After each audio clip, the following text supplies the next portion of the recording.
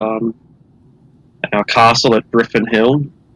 We've gone as far as Mount Rosrona to the north, and down into the edge of the eastern Stormhorns to the south. So you've barely made a ripple. And you've barely encroached upon the Stonelands, but you've had an impact nonetheless. Captured war machines, and you've dispersed entire war bands, rescued groups of people who would have surely perished without your intervention. So, while it might seem like you're not having much of an impact, the impact that you are having is significant to those who you've saved. Now we turn our attention east to civilized lands. A full 2/3 of the people within the population of Gloriana. Did we level up last week? Yeah, we must have, right? Yeah, we leveled up and then we took a we leveled up. Rest to do some shit. Yeah. Yeah, surely we did. So, because you go. Because we were talking about taking the time. The guy made the special longsword. Oh yeah. Yeah, that took Chris 10 days. failed to make his. Yeah, Chris failed to make his glaive. He tried and tried again. There was not enough time. He decided. Do I need to roll for the guns? So I don't understand. Sorry, the question. Oh, cause level 3 now I'm a gunslinger, and I had No. Okay. If it's part of your class, then yeah, like yeah. Short of losing your weapon or losing your spellbook if you're a wizard or something, then yeah, you won't lose your class abilities. Yeah, you even rolled your hit die last week for Ubo. Yeah, that's why I thought we'd leveled up, because my hit points are at a point where we must be level 3. I hadn't picked a subclass yet. Okay, cool.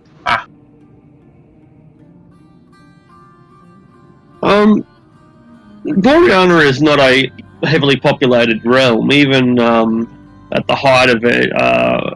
Even when Tilverton was a bustling town, the place was still remote, rural anyway. But a full 2/3 of the population of this county live within 20 miles of the Moonsea Ride. So while this land has been left to fend for itself, and there's very few patrols or any sort of organised government or defence, it's still settled land. You're not sure how many farmhouses you'll come across that are on fire and how many are thriving. I guess Marinus isn't sure either. And so that's what this mission is partly about. Ostensibly, you want to find out information about Halgar the Grim, the self-proclaimed king of the Moonsea Ride, and free his kidnapped bride, the elf maid, Alana, who dwells on the edge of Formia before kidnapped. Now, the Moonsea Ride's a long place and goes all the way to the Moonsea. And you're not sure where you'll find Halgrim, or whether he even has a fortress or even a standing army. Like, these are not information that we know yet. That's the whole point of your exercise. But it might be that he's not even in Gloriana, though certainly he makes incursions into it. It could be that his stronghold lies elsewhere, and if that's the case, well, I guess you'll be called upon again to engage in a strike force, but because Marinus can hardly lead an army into an area that is not his in the first place. Also, is it possible to get like a simple banner or something like that? Oh, absolutely. So you'll Yeah, they make you up a cloth banner having no silk. You can display that to announce your allegiance. Cool. Since we're supposed to be announcing what we're doing while we're doing this. Yeah. And that doesn't come out of the Commonwealth Fund that you've been given. That's just provided to you as part of your equipment.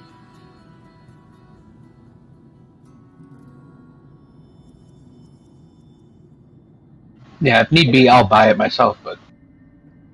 Marinus is proud to provide it.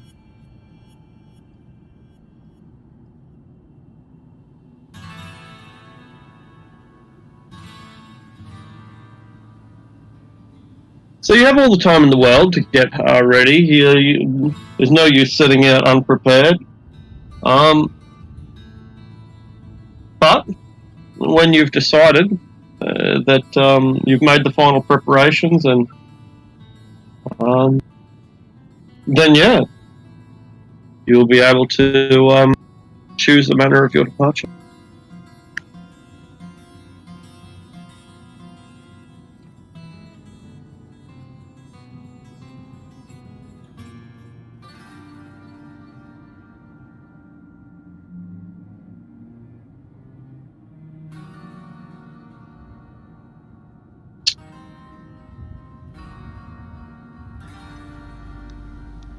Well, I have Why? everything I need. I got the parts from the dwarf smith that helped me craft my guns, and I am ready. Excellent. You've given your weapons a few test shots, and they're working remarkably well. As I am doing these test shots, I just see Hisoka's face. Mm-hmm. Girly Asian, slanty-eyed. I see.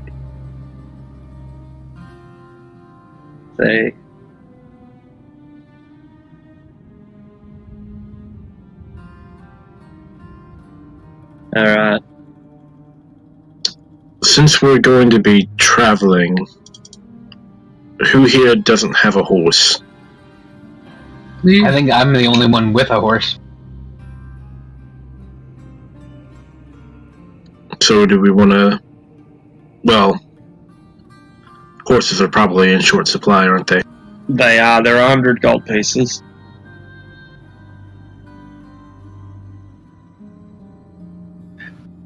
Is there a problem with walking?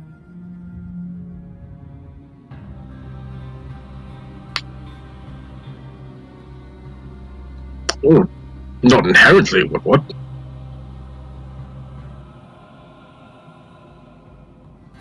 Just we could move faster with the horses, what? Why would we want to move faster? Well, there's so many things to do, what? Well,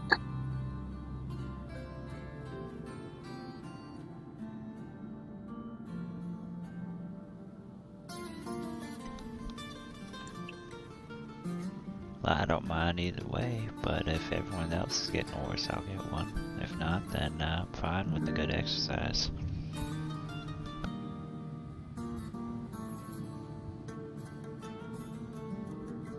Yes, I'll purchase one as well.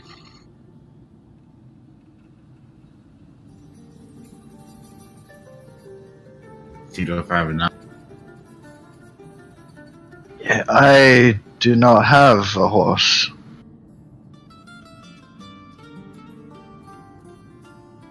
Or gold. It's fine. I can buy you one. Can you ride? Probably. Yeah, I'll buy us if they're available. I'll buy 2 more horses for myself at the Alright, you have to get something really big for the twaddle, but such a draft horse is available. A war horse that didn't make the cut, basically. And so 100 gold pieces, you're able to get horses for each player, each character. And they're the same horses that are sent out on patrols along the Moonsea Ride, so they kind of know the route. At least they know it better than you do. So that's advantageous.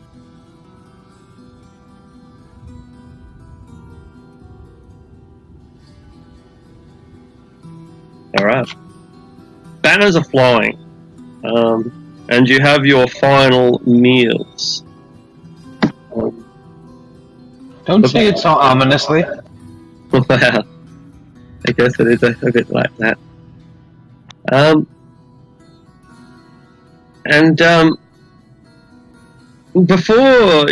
Before you leave, Marinus has a word with Jane, and there's something that I wanted to talk to you about before you headed out today. I know I can't stop you. He says to you, not really, not looking at your gaze, but holding your hands in his. But I would like to try. I want you to reconsider your plans. We have enough men to spare now. They can. The men can go to the Thunder Gap, the Tilvis Gap, the edge of Gloriana. You should remain here. There are preparations that need to be made at it.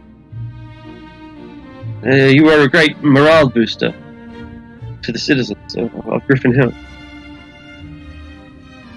And yet they look upon you with utmost respect.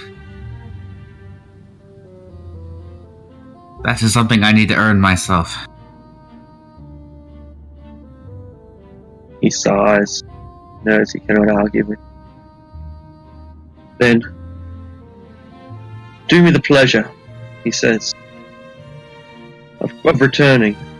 And he gets down on one knee and produces a diamond ring. For I would have us wed upon your return. She seems kind of like stunned for a moment, right? And she's looking around. She looks around and looks down. And she looks like teary-eyed for a moment as she quietly accepts and bows her head. I don't know what I did to deserve us, but I'll come back. Yes.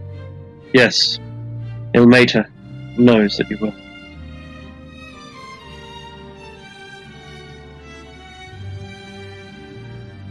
It's official now, boy. She's in control.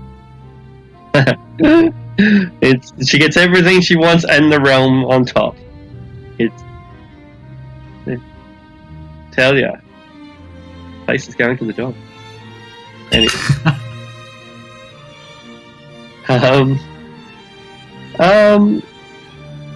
Let's Conrad see. turns over in his grave. Indeed. Curse, are you a drinker? No, but what? Thought you might be. Yeah. And so you've been quite frustrated with your progress here, or your lack of progress specifically. Is there anything that you want to do here in the castle before you leave, or are you really just enthusiastic to get out on the road? Well, I really wanted to have my glaive finished, but we're not going to have enough time for that. What? Absolutely. So there's a dwarf who's noticed how hard you've been working, and he's come to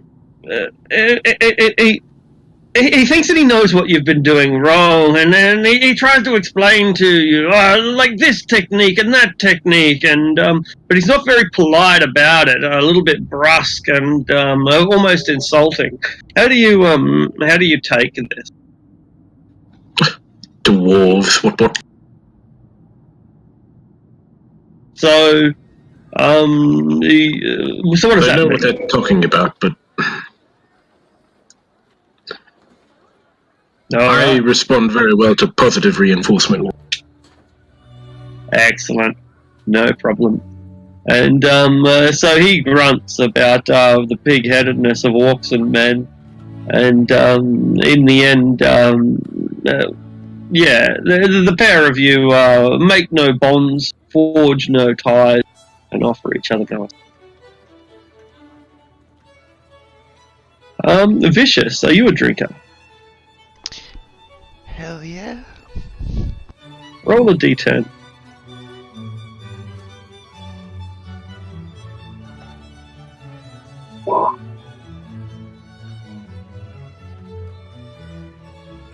Alright. There are 3 bars in Tilverton, in Griffin Hill. Bars is a pretty generous word, but there are 3 drinking holes. The Elven Wine Bar is the most expensive and is the most civilized, I suppose, or sedate, depending on your point of view. The Dwarven Bar is the most exclusive. It's pretty much only dwarves there, and a couple of heavy lifters that they respect. And the more popular bar, because it's the cheapest, is run by a halfling called Rumble Belly. It's a bit of a dive. They don't bother cleaning the place, but what they save on decor and staff, they're able to pass on to their customers. Which of these establishments do you frequent? I go to the Elven one because 1, Ahsoka might pop up there, and 2, I'm like Bruce Wayne, I'm used to fancy stuff, so I deserve high-class drinking in a nice area. That is accurate. Alright. So while you're drinking at this bar, you're usually one of the only customers, but you're served fine wines and cheeses and little pâtés on sweetbreads and all sorts of delicacies that are hard enough to get in the capital city, let alone out here.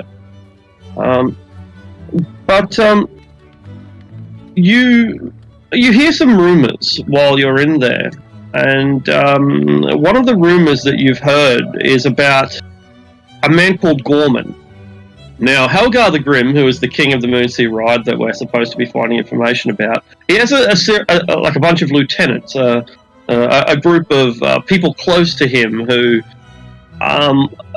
formed his initial raiding party, his initial dungeoneering companion, and now have gone on to be his cardinals and his princes and the other support staff in his army.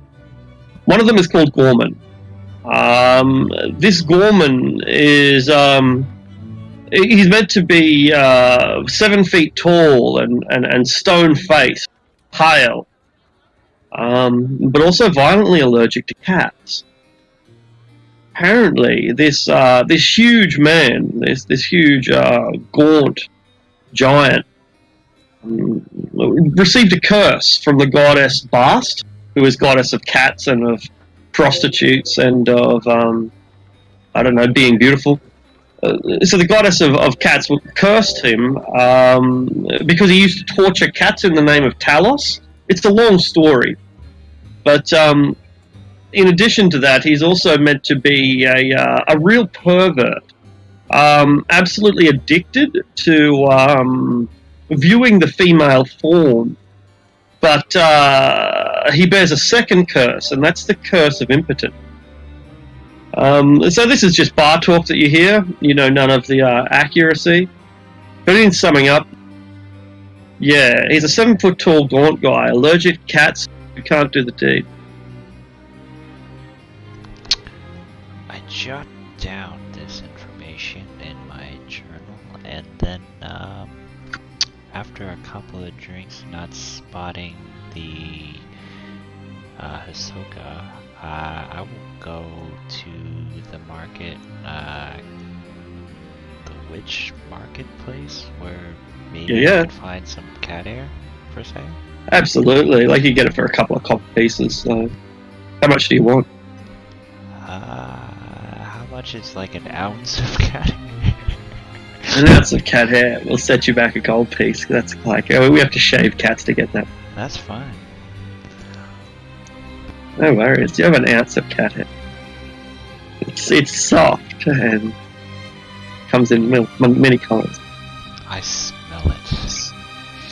Smells like cat.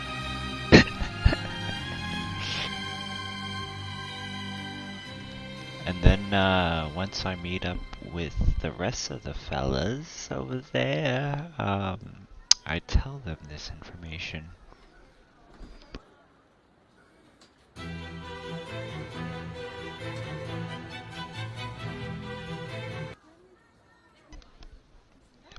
Apparently he can't get it up and he has a violent illness towards cats.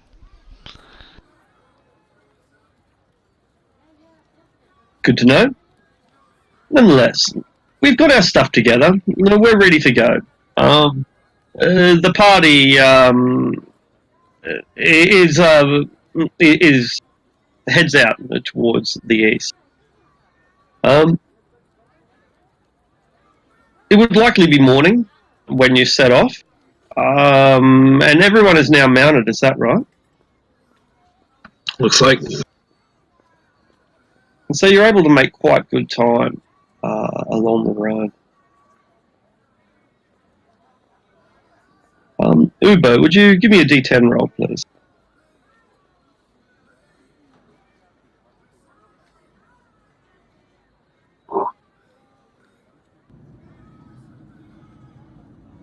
Okay.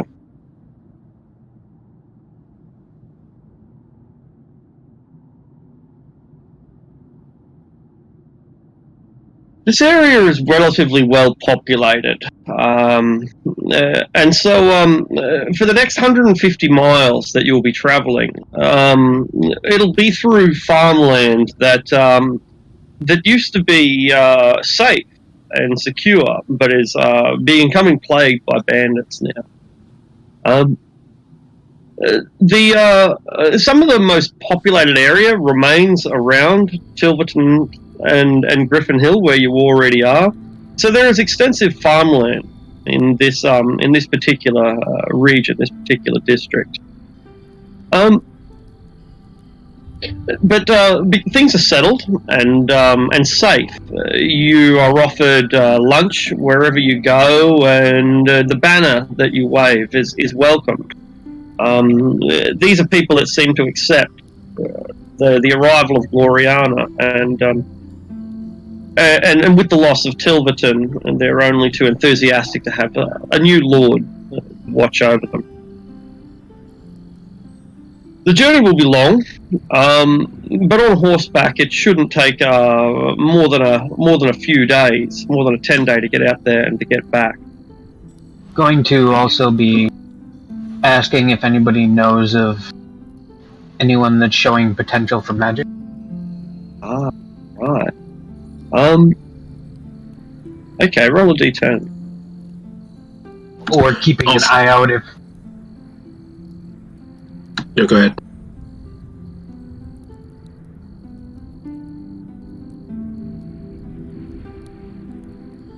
So, Braxton, you've heard that there are 3 sorceresses wandering the roads. But like they're local girls, or local girls. But sorceresses is a generous word. Most people call them witches, and they do so derogatively. These sisters, or not sisters, or coven or not coven.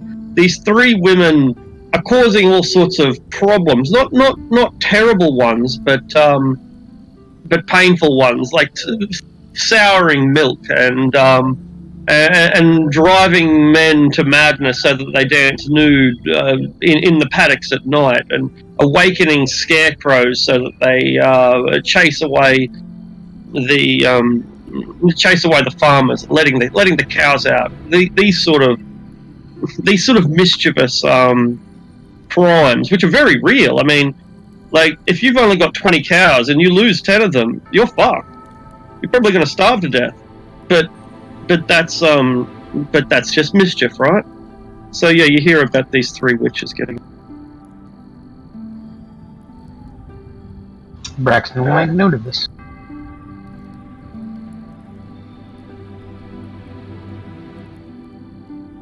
You gonna say something, Kirst? Yeah, before we left, I would have bought a couple of hits of witchweed. Absolutely. There's plenty available.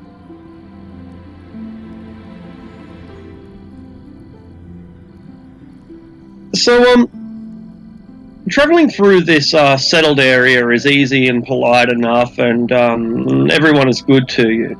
But your first night will be spent around about, well, maybe, I guess you're traveling on horseback, you're going pretty fast.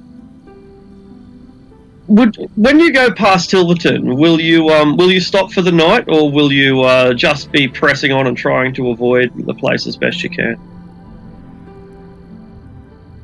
I say we try to avoid it, but what?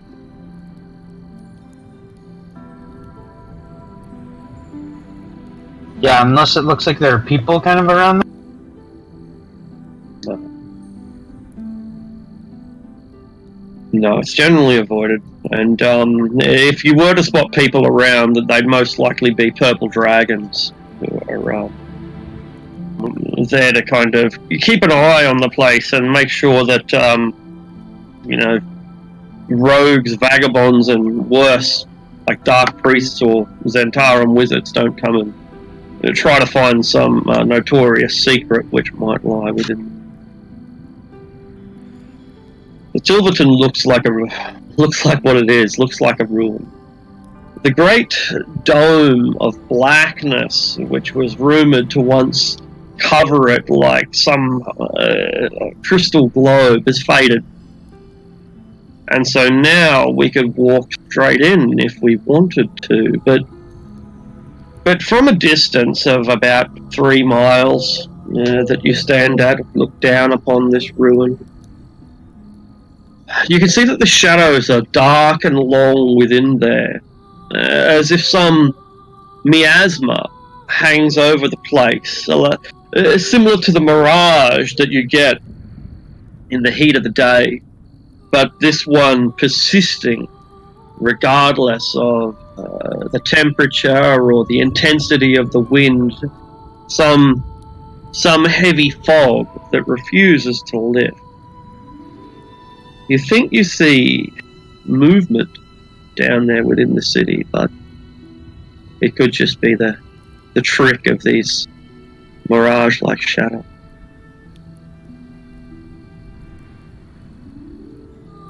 You hurry on.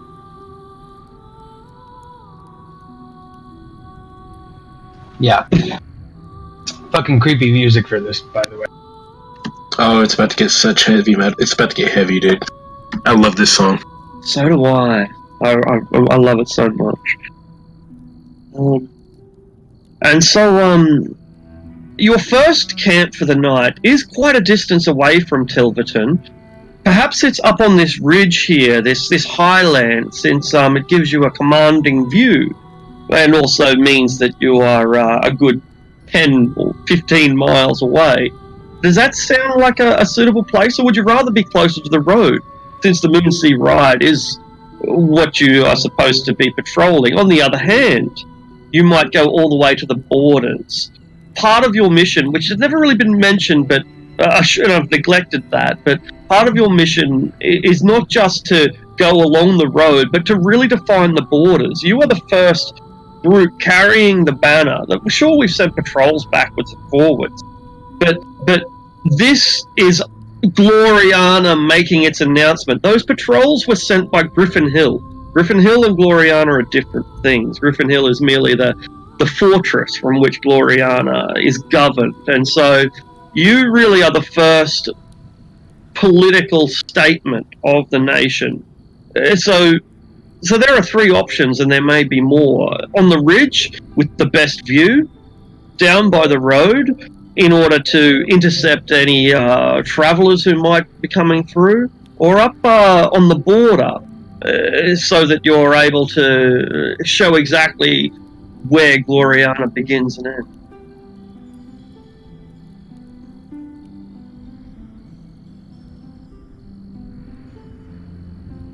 I don't think we would be up by the Shadow Gap because we're supposed to be keeping an eye on the Moonsea Ride. And I think from up on that ridge, we should be able to see that border at least.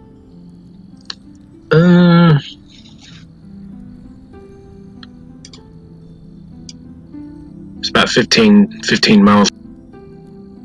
I guess it depends on the clarity of the weather. Yeah. Yeah.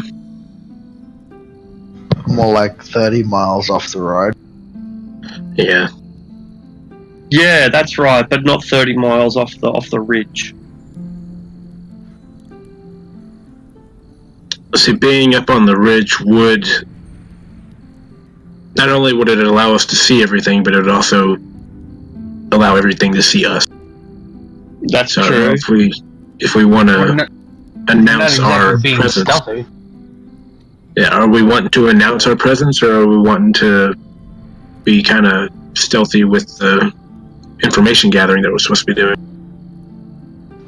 This isn't really an information gathering. We're riding with an Yeah. announcement. I thought we were doing the gathering information on the whatever it is, the algorithm. We're doing both, actually. Yeah. So, yeah, both. We're using we can use the being the herald as a cover for gathering the information. Okay.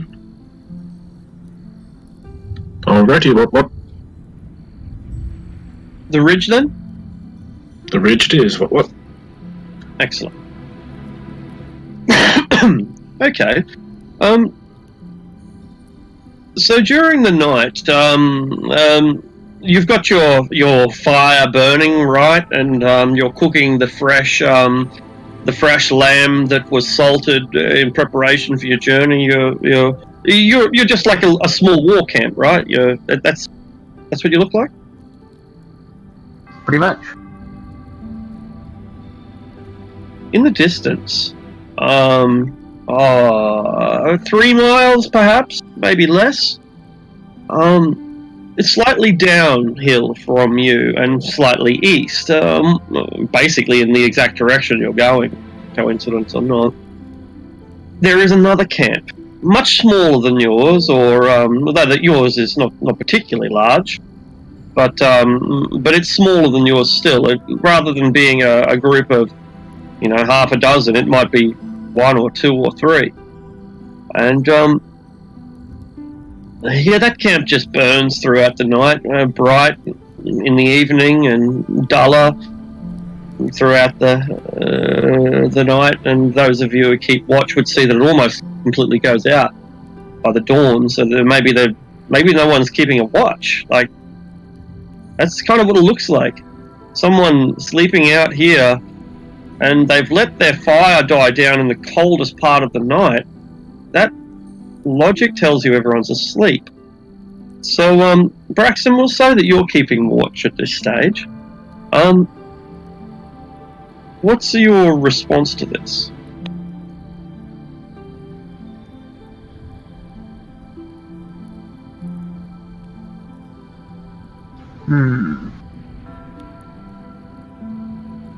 You said it looks to be probably a couple miles off. It's 2 or 3, yeah. Through heathland, so it's not particularly difficult country to get through. Like, this would make great grazing country if only we didn't have marauders driving everyone off the land.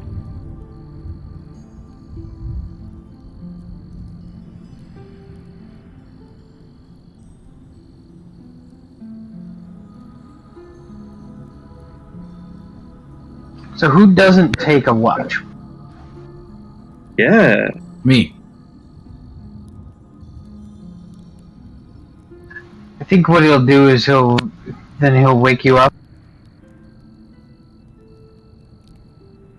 Yes?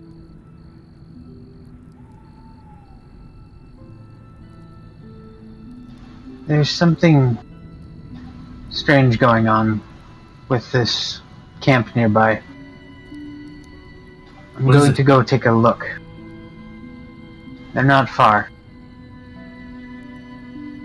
What? Are you sure?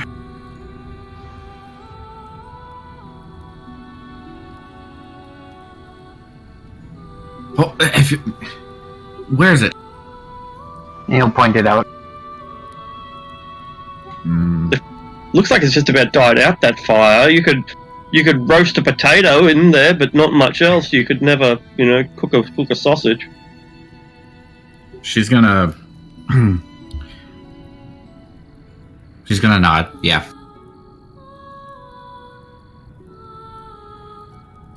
She's gonna watch you as you go off.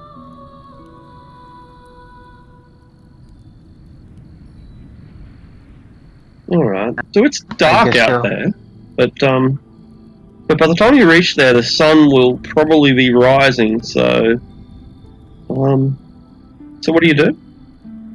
Yeah, I guess he'll start heading that direction. When you're within a quarter mile of the camp, you are able to get a pretty good look at the place.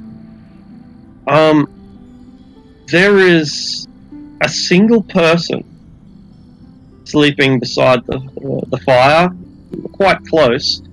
You can't make out much about them other than their blankets and this explosion of red hair, copper-coloured hair that just bursts out like a carrot underneath a sack, and they look very much asleep.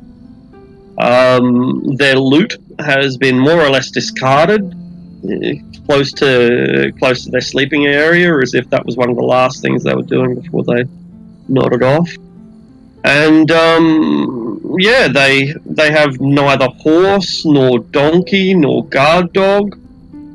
They just got their backpack and some small clothes that are drying a little bit away, kind of near the fire. Like they're not cooking in the fire, but they're just hanging above the fire to dry out. They look vulnerable, really vulnerable. Based on the small clothes, could I guess, is it a man or a woman?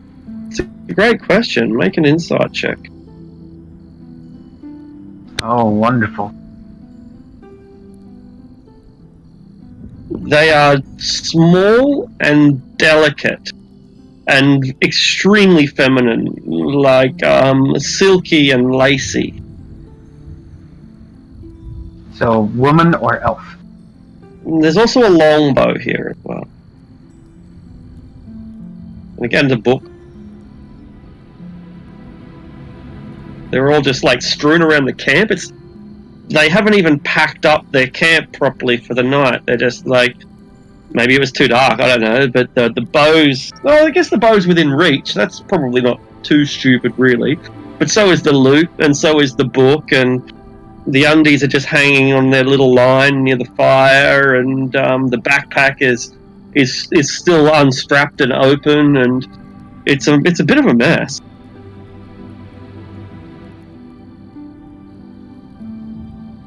And there's just one bedroll or anything here? Or tent? Yeah. Or whatnot? That's as far as you can see. There is some long grass, and there is a couple of medium-sized trees within 30 yards, but it looks lonely.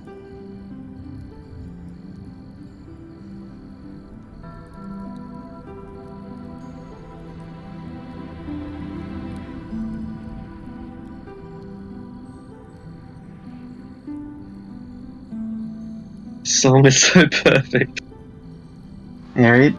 It's just this most tranquil dawn. Like the starlings and the finches are chirping, and rabbits are coming out from their butt. So, he's going to pull the glasses out of his pocket, put them on, cast see invisibility, and glance around the camp. Make a perception check.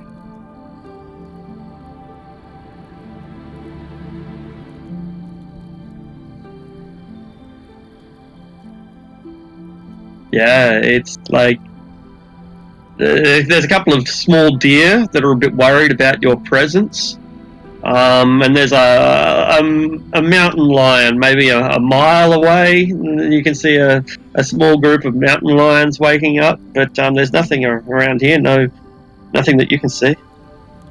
Nothing that shows up now that you can see invisible. Okay, that's what I needed. So, yeah, I guess as the sun's coming up or so, he'll, oh man. You're at this stage. You're much closer to the small camp than your own camp. Yep.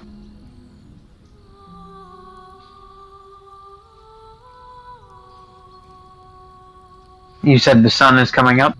It is. It hasn't risen yet, but the animals are beginning their day.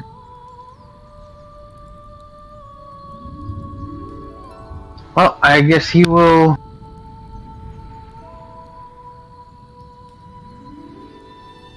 He will approach this small camp. Okay. Well, meanwhile, back at back at the main camp, you guys are starting to wake up, or at least some of you. Jane is naturally already on duty. As you wake up, and perhaps whoever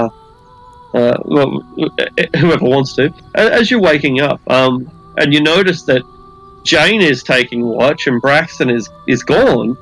Does anyone care? Where's the boy? What? She points toward the camp. He went that way. Their campfire was low.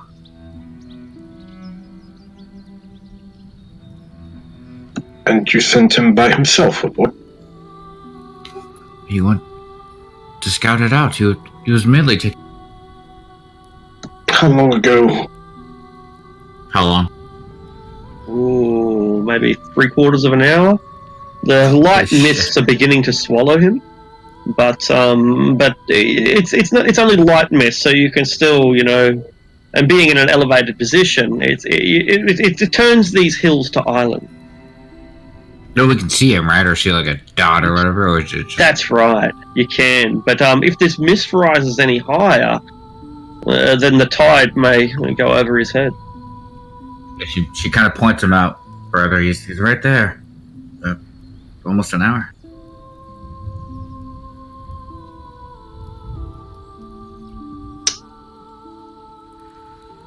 Judging on the distance, 2 miles. How long do I think it would take for someone to go back there or go down there and back? Look, if you were on a horse, I don't think you could cover 2 miles in less than about, well, how many? I was going to say 10 minutes, but you could probably do it faster than that. 5 minutes on a horse, maybe. Does that sound right? What's the speed of a horse? 60 miles an hour? No, they don't go that fast. No. 16 miles an hour. 30 miles? In this kind of terrain, I mean, yeah, I would say probably about 15-20 minutes. Yeah.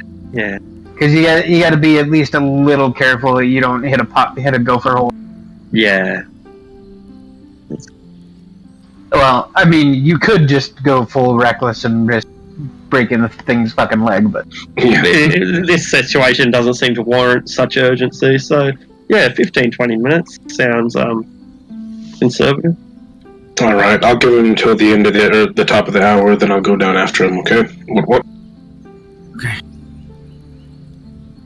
All right. So I'll be getting ready, getting my armor on and all that. Excellent. Preparing my spells that are already prepared for me because I don't have to prepare spells. Ah, yes. The energy is within. All right. So, Braxton, what sort of approach are you making to this camp? well, he's gonna actually call out.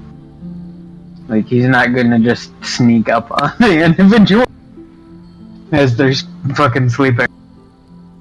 Right. He's just gonna call out and say, "Hello there." Rustle. Rustle, rustle, rustle. And then the hair explodes into the form of a pretty girl. Maybe a half elf? Who knows? She has an exotic look to her, but She pops up out of her sleeping bag, out of her blankets, still covering most of her body from about the shoulders down, and rubs the sleep out of her eyes, but doesn't seem as panicked as perhaps she should. Yes, what is it? He asked.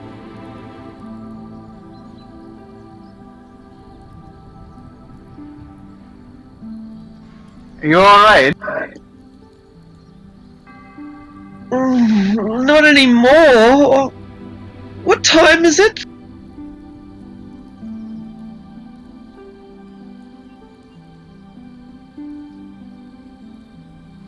Sun's almost up. She falls back into the pile of blankets and it swallows up most of the carrot top. She seems to writhe underneath those blankets for a while in some sort of protest.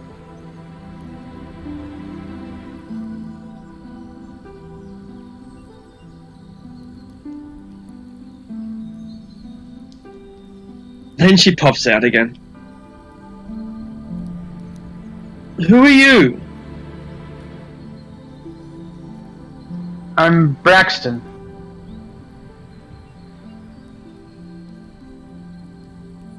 Where are you from?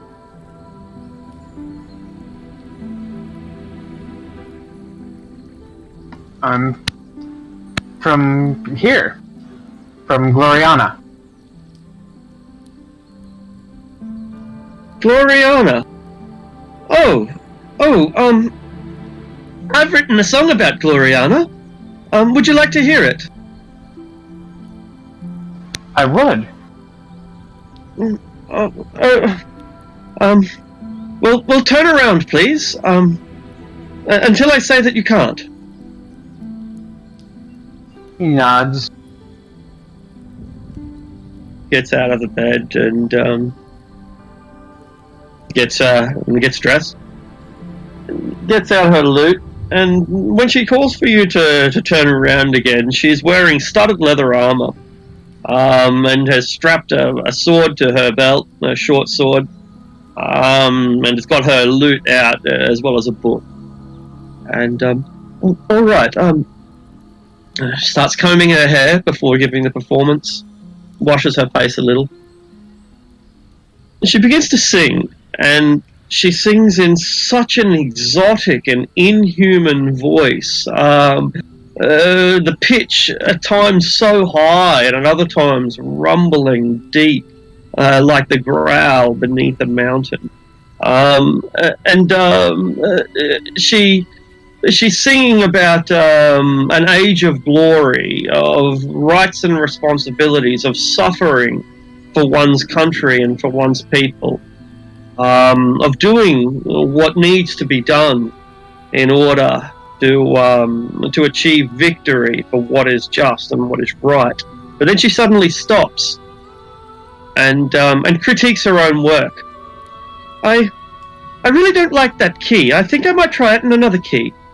And she begins singing it all over again, but with different notes. And the song carries up through the valley and over the moor and through the still, almost windless morning. And you can hear back in your camp this inhuman, haunting voice. And you catch out some of the lyrics, the tale of Gloriana, and what must be endured if we are to survive and thrive and make the world a better place. Braxton is just going to eventually walk forward and probably sit down there and just listen transfixed. At the rest of you, when this song comes to you, what do you do? I immediately start looking to see if there's any rustling around them. Like if there's any movement that this song is causing that's not from them. Excellent. Make a perception check. Oh boy. That's not that bad. You notice that there is indeed bushes and trees and the grasses. They're alive, thriving and writhing. And slowly, creatures emerge from them, not breaking out, but being Stalking. summoned, hauled. Stalking, not really. It's more of a lure, like Oh God, she's a Disney princess. like the smell of bread bringing people to the bakery. And Do I notice? birds and Do I birds notice and what? bears, yeah. Do I notice what kind of animals are being lured? Birds and bears, deer, hares. Okay, so all manner of woodland beings. Yeah, it's not like some great sea of creatures, but But- rather an audience. Yeah, as soon as he notices the rustling and the movement, he brings his horn up to his lips and he's about to blow a warning signal. But he notices that both like herbivores and omnivores and well, I don't know if there are any carnivores out there, but it's not just like carnivores or attack dogs or stuff like that are moving, so it's not inherently dangerous. So he's hesitating, but he's going to start rushing his preparation to go and join.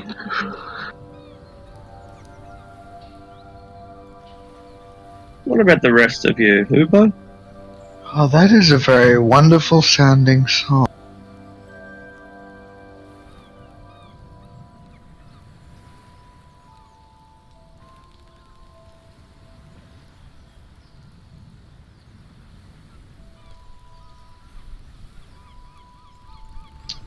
Yeah, I guess if everyone else is heading that way, Ubo will as well.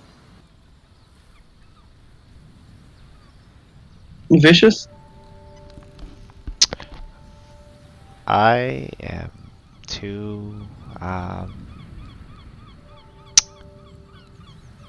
entranced in my own inventions of my gun, so I'm like smelling them and cleaning them, and then I guess as I see everyone else getting ready to leave, I go, okay, and then I start packing up my things and getting ready. Jane? I think she looks around at everybody else and looks off towards the boys. Kind of smiles half-heartedly and then starts gathering her things, rather hurriedly, but she'll follow. Beautiful. Okay. When you arrive, Braxton has been sitting there timelessly as this petite copperhead beauty strums and fiddles away at her lute, using both fingers and bows on the instrument. And she tells tales, mostly historic, mostly of Cormia, of the Obaskia dynasty, of great King Arzun and his predecessors, of Alusair and the dreams, and of the hidden king, whom in her stories returns triumphantly in the hour of Cormia's darkest hour. So when you arrive there, after a 15-minute canter or gallop, you can see that your horses don't seem to be startling her. Your approach, armed and armoured as you are, outnumbering her significantly, doesn't ruffle her performance or interrupt it. She keeps on singing. The animals, on the other hand, are intimidated by your presence, and so the birds take to wing, and the bears amble amble out of your direction, and the hares dart away. They remain in the vicinity, though.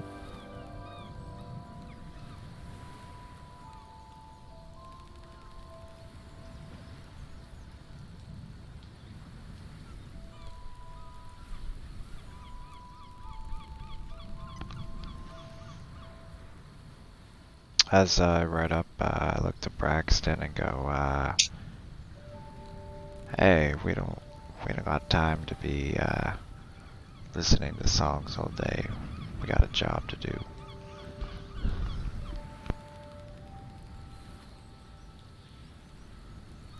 What is your job? She asks, vicious, stopping her song. I look towards the lady with the glare, and that's none of your business. Perhaps not. But what other people's business is also my business. I am a minstrel, and it is my duty to inform the world of the happenings, of what's going on. So it is best that you inform me. It is my duty, and you would not keep me from my sacred duty, would you?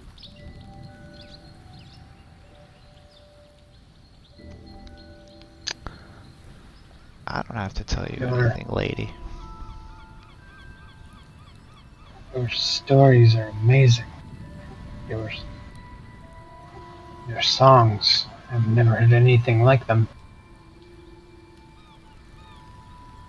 We're telling those who live along the Moonsea Ride of the formation of Gloriana.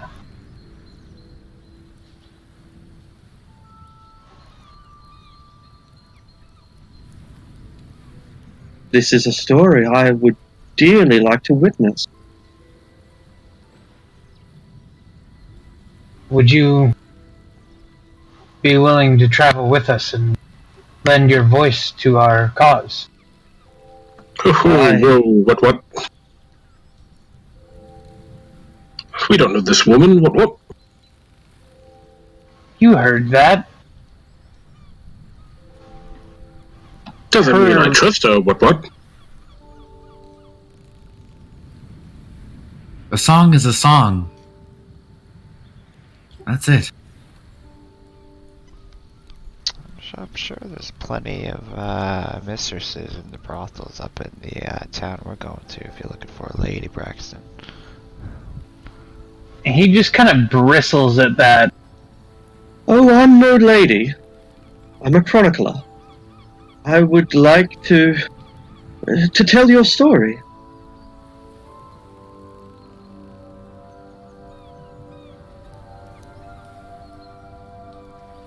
The stories of people fascinate me.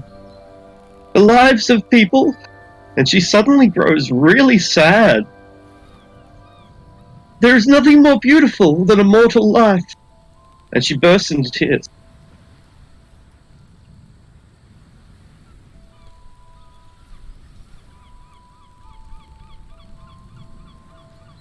Kind of look confused at everybody. Are you okay? Yes. She recovers herself as fast as she exploded. Wipes away her tears, using one hand for each eye. Yes, I am fine. But there are so many out there who are in danger, who are in trouble, who are trapped behind enemy lines. And the world needs heroes, now more than ever. The world needs Gloriana. The world needs you.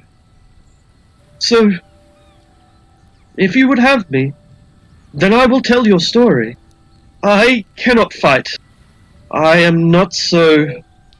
I have not the heart for it. But I have eyes, and I have a tongue. And I would witness your deeds, and record them, and share them with the world.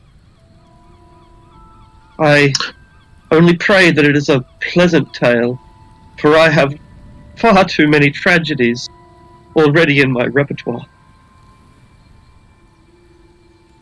You said she had a short sword on her hip And a longbow. and a longbow. Yeah. Do they look used?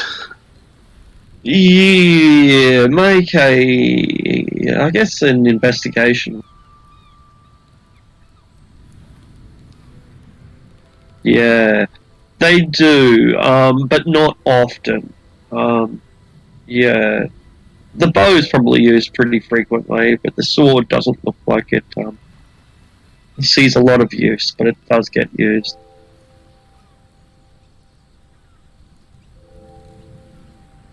They're nice weapons. The bow is a splendid elven craft.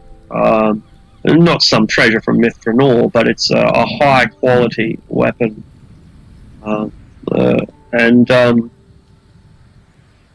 And the sword is jeweled. It looks a little more regal, like the sort of thing that of an elven noble of a lesser house might.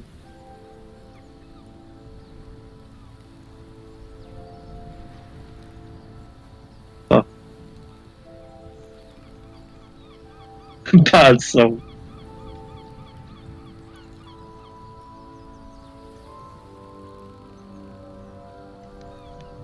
Well, if we want this lady coming along, I ain't gonna babysit her, so someone else is gonna be responsible keeping her alive. I'm no lady, I told you. I'm a chronicler. What's your name? What?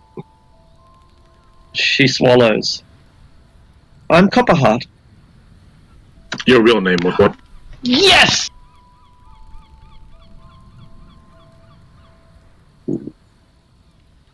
She bows. No, seriously. What's your name? Make a persuasion roll.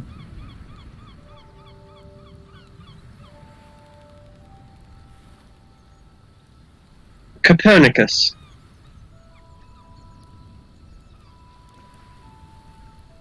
But you can call me Copperheart.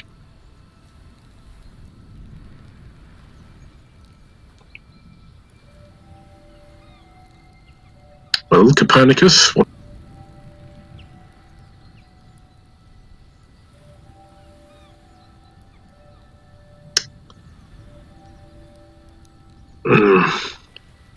I guess if Braxton is so insistent upon it, I guess I have no problem with it either.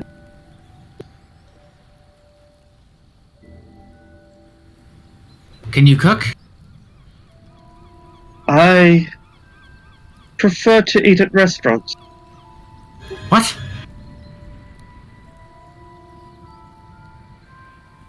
She blushes. She looks at everybody else. Well, if I. As long as you can take care of yourself and hide when you need to. Yes, but I must be close enough to watch what happens. I'm a survivor. You need not worry about me. I've witnessed enough horror in my time to know when it is time to take flight.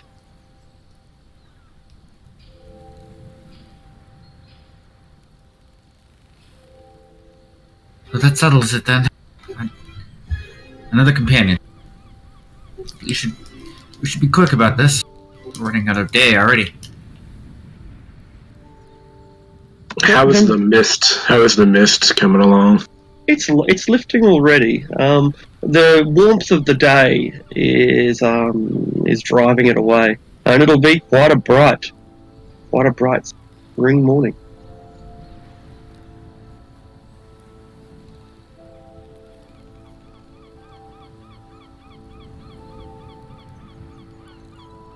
All right. Right, well, where's the closest town to here, Copernicus? Oh, well, there's not Heading much. east. There's not much in the way of towns. It's not really a town, but there is a So, village, hamlet, some sort of dwelling. What? the Minotaur's Rest. lies at the edge of Tilver's Gap. The full length of the Moonsea Ride away, 100 miles perhaps. That is the closest thing that I would call a hamlet. We will find countless way stops along the road, farmhouses and ranches, though I expect with the King of the Moonsea Ride abroad, people will be reluctant to take in strangers. You should bear that banner high. Gianna bats her eyelids at Rex. What, did you tell us what race Copernicus was? Half elf. Yeah, half elf is a good. Okay. Yeah. Okay. So Yeah, at but she's least got like this massive hair over her ears. She's got, and then her eyes aren't quite almond; they're kind of half almond. So, yeah, half elf. Half elf. Something like Quadroon. something. Yeah, quadroon. Yeah, That's what they're called in the Witcher series. Half of they're called quadroon. is it? I like that. I like Yennefer is a quadroon. that. That's good to know. Because any word is an insult, you know, like just by default. Yeah.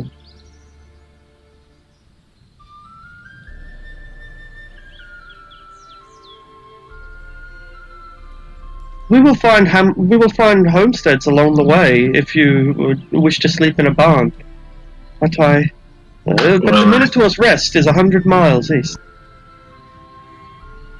I guess we will have to make use of those homesteads. What? We have to proclaim Gloriana to someone.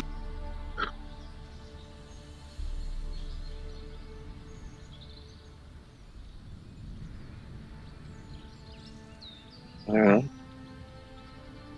So is that what you do? You try when you set off for the rest of the day. When it comes up to lunchtime, or morning tea, or some such, and you see a relatively large ranch, some half mile off the Moonsea Ride.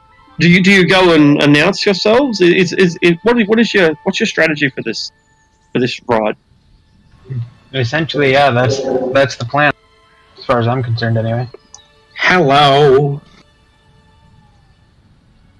Excellent. My name is Elder Curse. Oh god. Oh my god. Kursk, make a roll a d10. And especially with, like, help, see if we can have, like, Copperheart help a little bit. Yeah. This flag of Gloriana is here to save your shit.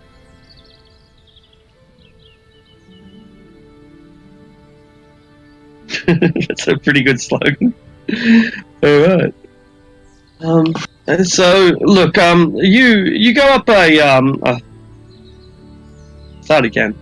Leaving the Moonsea Ride, where there is the occasional farmer and the occasional person who tips their hat, but they really try to avoid you. Like these people are terrified. You get a strong feeling that wherever you go, people are deeply submissive and resentful as well. So it's a kind of hostile reception that you receive at your first stop. There are men with crossbows come out, and dogs are going ballistic, just barking like wild. The women and children are being corralled out into a more defensive area at the back of the homestead, and this is these are the preparations that you see these your people making as you come bearing your flag. It's perhaps 11 a.m.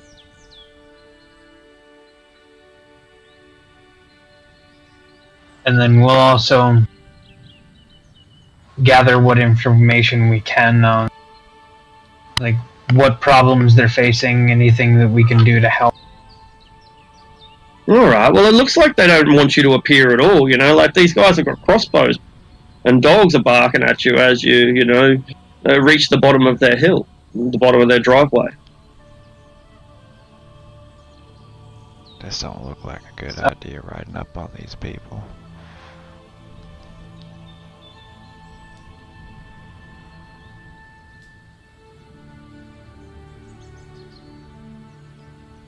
What do we do? They have crossbows. He'll hold up a hand with that banner. Well, with the banner in one hand, he'll hold up his other one. Hello there! Who's that bearing that banner? My name is Braxton. Don't recognize your banner, Braxton.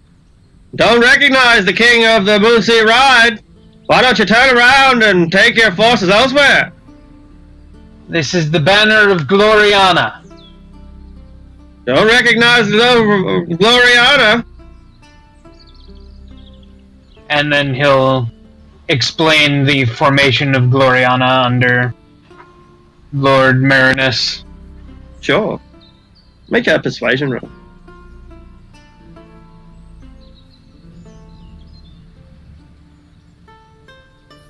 Oh God. Why are we making the persuasion rolls? Why am I the one that has to make the persuasion? Nice. Oh God. Don't know you, Braxton. Don't know Gloriana. Don't know your flag. I'm gonna burn my inspiration. But He's gonna look at Copperheart. A little help here. she just shrugs her shoulders. But Well, he says, I'm gonna say that's me using my inspiration as having Copperheart help. beautiful. And the inspiration, the intervention, perhaps, is divine. And as Copperheart shrugs, the farmer says, "But we've seen too much marauding here recently. Algar the Grim come past here through twice in the past 10 days. Had a bunch of men with him. You don't look like them, but you look like you might be able to fight them. What do you think about this Algar the Grim?" We are here to put a stop to men like that. Well, don't mind. I'll just come down and meet you there myself. Leaving my family out of this. Of course. How many men did he raid with? What? Mounts up and comes down with his dogs and calms the dogs down, and he looks at he's still on his horse and trots down, still on his horse, and answers your question. He gives you a bit of a look first, as if he's judging you, but he doesn't say anything explicitly. Had 4 Huskars, all on horseback, offering a gold coin he was for information on a magic item. He said he was looking for it, and anyone who withheld information, he was going to rip out their hearts. What did he call this item? What? It was a holy relic, he said, called the Heart of Talos. Oh my.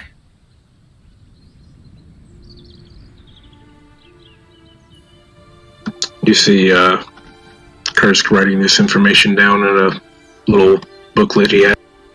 Had a friend there, I did.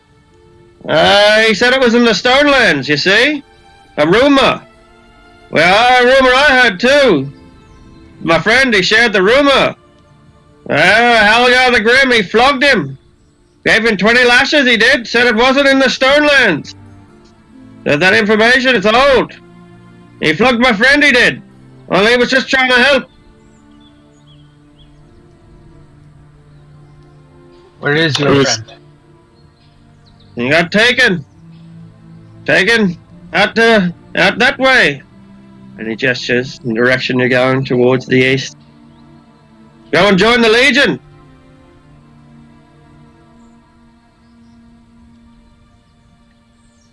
Do you know if Halgar is in a roaming war camp, or does he have an actual hold?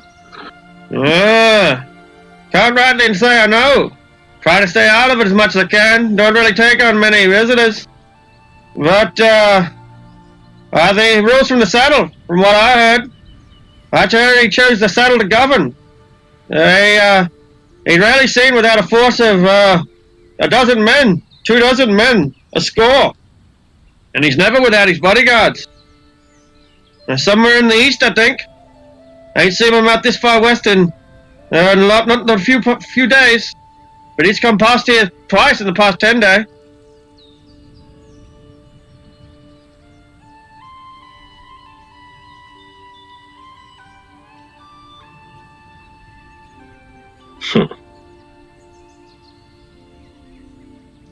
Don't know if you can take on 20 men. Not with these Huskars as well. You want to get yourself an army?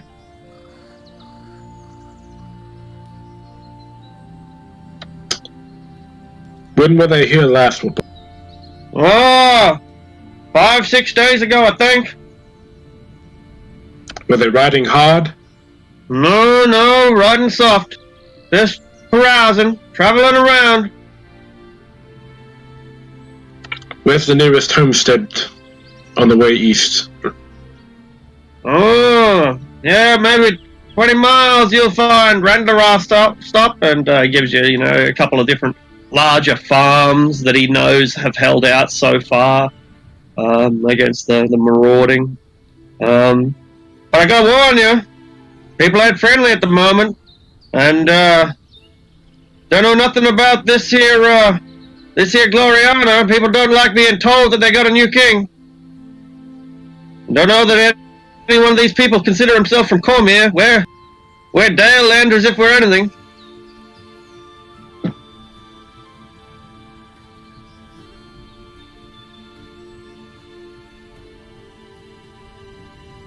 Well, regardless of what you consider yourselves, we'll try to take care of this at least. What? Is there anything we can do to help you with, other than helping with Helga? I think we can compensate him for this information. What? Beyond that, obviously. Well, little bit of everything, really. Fences need fixing, livestock needs resupplying, but always you need new hands. Yeah, husbands for the daughters.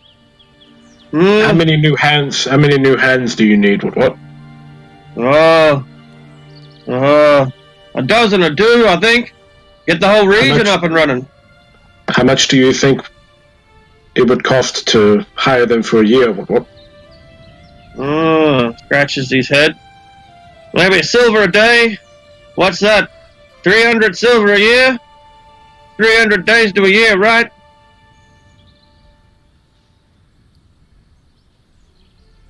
There, give or take 60.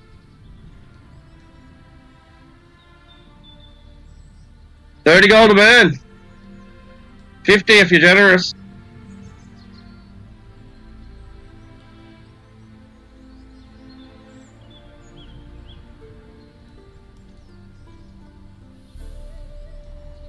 So 30 gold a man?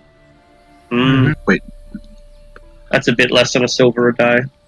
It's pretty low wage, but, people in rural areas don't get a lot of money. But you're not going to entice anyone to leave the city for that wage, that's for sure. Yeah. Less than a silver a day, that's fucking, that's pretty slim. But that's what you get, and that's the going rate.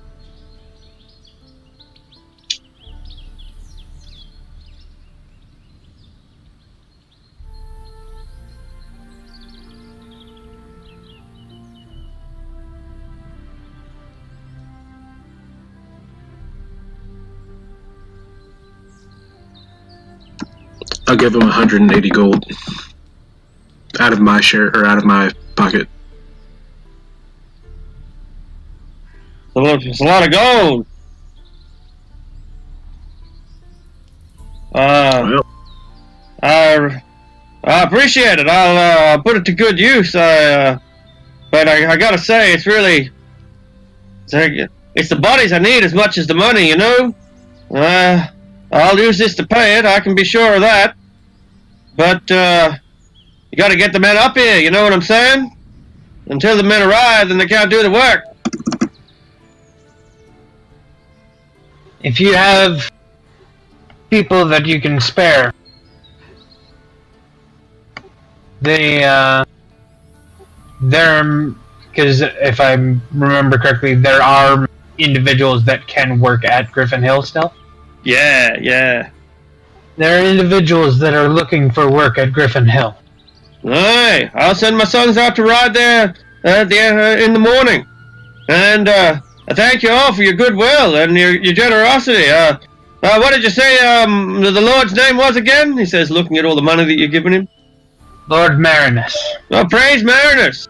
Praise the Lord Marinus. Lord of Gloriana. Lord of Gloriana. Praise Lord Marinus, he says, shaking the gold.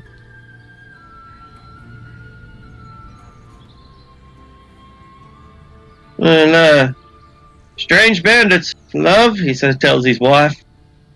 Strange bandits that give you gold. Yeah, so you've brought great prosperity to that individual rancher.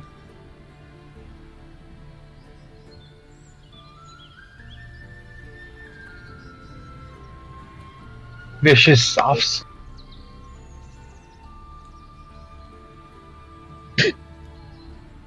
It's like a scoff, but it's not as vicious. Less vicious. Arctic.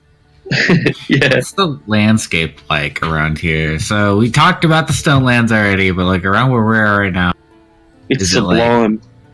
Beautiful. is it like It's mountainous still?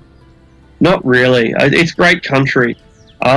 Depends exactly where you mean too. So we're up a little bit in the hinterlands, kind of like the moors. It's grassy and it's cleared. This land has been cleared for thousands of years, centuries at least.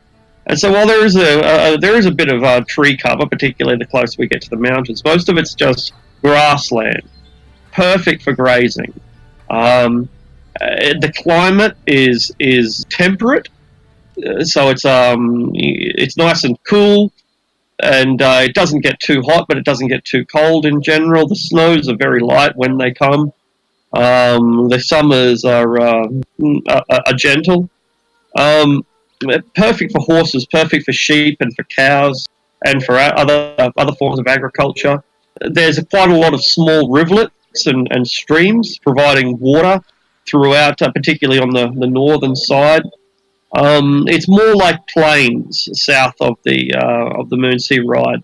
And throughout all of this, littered throughout the entire place, there are little hamlets and homesteads and monasteries and shrines. These lands have been settled for more than 1,000 years. In that time, they've never been cruelly dominated. They've always remained a kind of peaceful wilderness, safe for the most part, but still largely wild.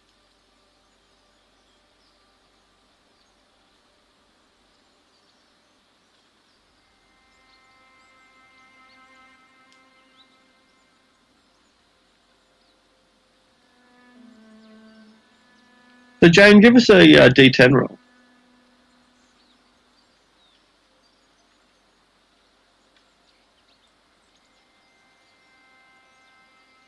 All right.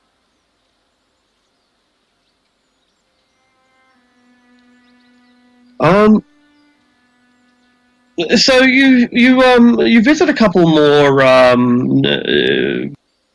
farms and travellers on the road, tipping your hats, and you're as you come over a rise, looking down towards the road, which trails off for several miles towards the east, and you can kind of look east and follow the hills, and it rises and falls, rises and falls. You can see the road, then it disappears, and then see it and disappears, like some giant sea serpent. Some distance away, a mile or two, coming in the direction towards you is what appears to be a well-armed caravan. There are 2 horses or donkeys or ox or something pulling a pretty large wagon, like a literal ton of stuff. Big wagon. And it's being flanked by no fewer than 6 guards armed in shining armor. It's about a mile away and coming in your direction.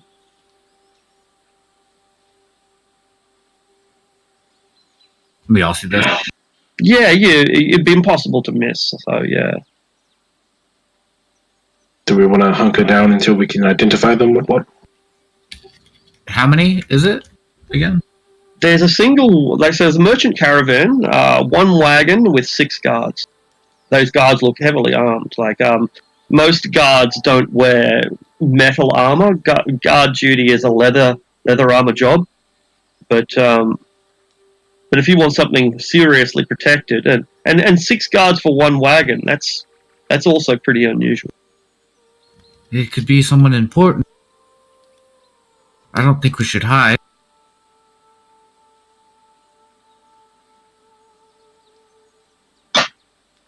Well, what do you think, my lady? What?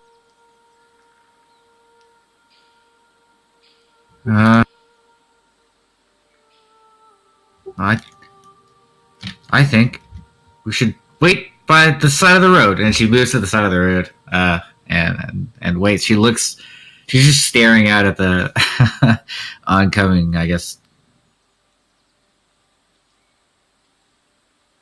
It's about a mile away through hilly country.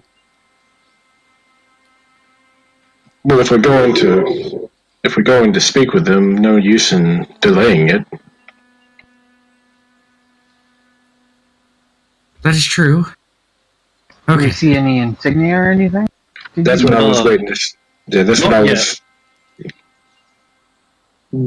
So since you were awaiting Kursk, and since you asked Braxton, both of you make a history check or a perception check as they come into view, like maybe at the half-mile point. Beautiful. Braxton, you notice that they are using no insignia. They don't have a banner. Their tabards don't have any indication. Like, what are they? Land pirates? Kursk. It's not that uncommon for people to travel without an insignia. It usually just means they're independent.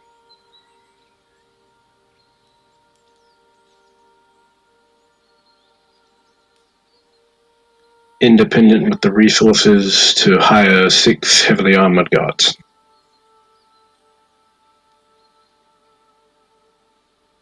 So must be very successful. What?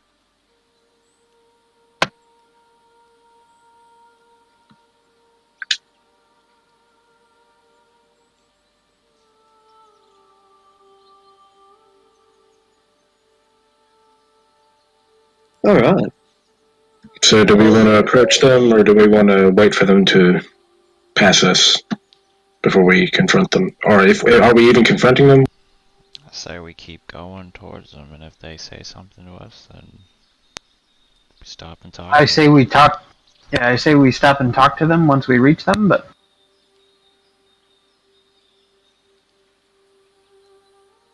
because they're coming from the east, correct? They are. So they may have some information that we can use. Right, well. My lady, how about you take the lead on this one? Maybe I'm just a womanly chronicler. touch. No, I shan't. Not okay. you, not you, my lady. I'm not a lady. She's not talking about you. After all, you're not a lady, correct? She said. From a hot bath. Curtsies. Yes.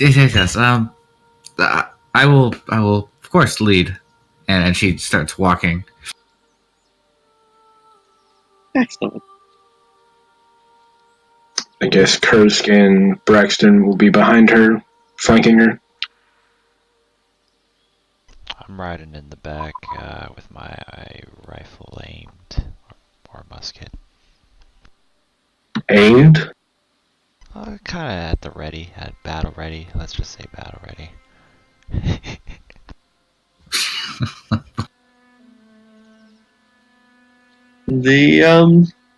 It would appear that the guards are also battle ready. The front two of them have halberds, which they have lowered, and the rear four have crossbows, which they have raised.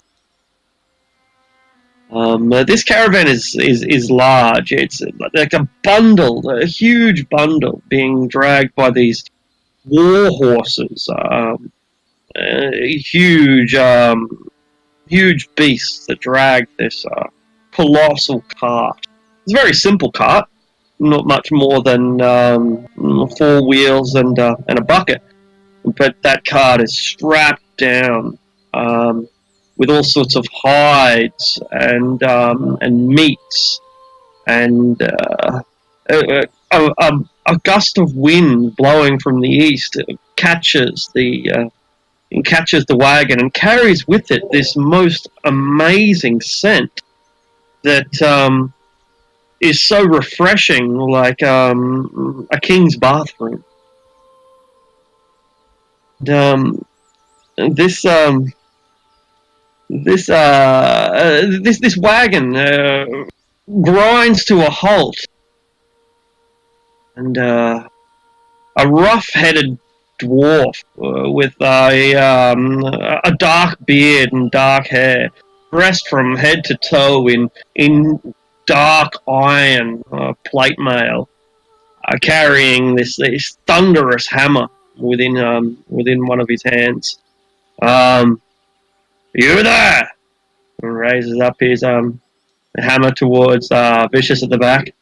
Do you often threaten strangers on the road like that?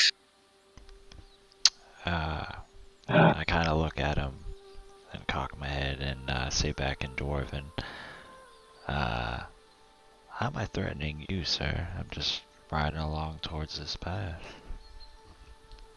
He speaks back in Dwarven. Well, good day to you and good meeting to you. And may peace be between us both. What? Vicious, what'd you say? I thought it was threatening him, but I said, we're just riding along. And then he said, excuse me, us both. Master Dwarf, forgive me, my friends and I, we're coming from, we're after someone, and we're looking for information. You're coming from where, you say? The Gloriana, the newfound kingdom of the Stonelands, Tilverton. There's a kingdom in the Stonelands? What right-minded fool's done that? Excuse me. I'm very new to this. It is a region of poor. Oh, why? Did they manage to reclaim Tilverton? Not exactly. Then where's your capital? Where's the capital of Griffin Hill? Griffin Hill, right now. Griffin Hill. Oh, Griffin Hill! You know, I'd thought to simply bypass Griffin Hill on me way to Suzail. Oh, but if there's a settlement there, and what's more, a king, I'll go and pay him tribute. He's not a king, no, but a lord. Certainly. Yes, please, meet him, Marinus Rosaline. He's a fine man, a paladin of Almater. Oh, a paladin! Got a lot of time for paladins. Please, perhaps you've seen or heard something of King Halgar. What is his fucking name? King Halgar. Halgar the Grim. Oh, King Algar. No, I've picked up a bit of information on my way through, I'll say, but I haven't heard much myself. A couple of rumors. Roll a d10.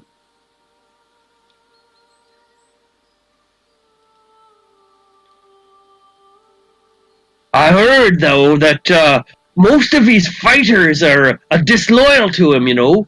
A bunch of conscripts that he's whipped into servitude, or Sembians that he's brought over for the silver. But even among the loyal folk, they've got some religious strife among them, I've heard. You see, they got half a dozen different gods between them. He worships Talos, but his lovers worship Shar or Bane or the like, you know. Half a dozen different gods between them. Some of them are even good gods, like Saloon and Shantae. I've heard that the conscripts, most of the army's conscripts, they got no loyalty, whether they're Symbian farmers or Dale landers. They got neither loyalty to Halgar nor to Cormir or anyone else. And I'm sorry, my name is Jane of Water Street.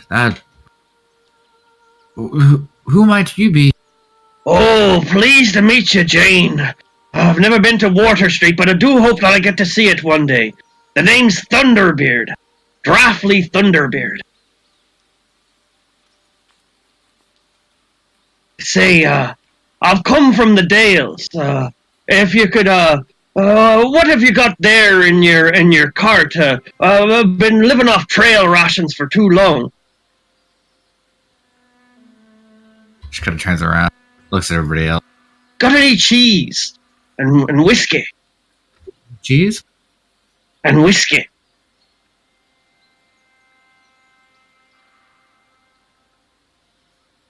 Do we have anything else other than rations? I don't think. I have herbal tea. Oh, I'm not sure about that. Braxton actually does have a couple of flasks on him. Oh, good man, good man. Let me tell you a story. Have you ever been up to Daggerdale, my friend? No, never gotten that far. Oh, well, you gotta make it way up there one day, and I tell you, you gotta do it fast, because the Zentarum, well, that's another story, but my friend, there's a good man up there in Daggerdale. His name's Morn, Arandel Morn, the Lord of Daggerdale. He was the Lord until the Zentarum drove him out, but he rose up and claimed the land back with his bare hands, he did. But Randall Morn, he's an old man now, must be 70 or 80, I suppose. But he survived a direct assassination attempt during the winter. It happened in broad daylight, it did.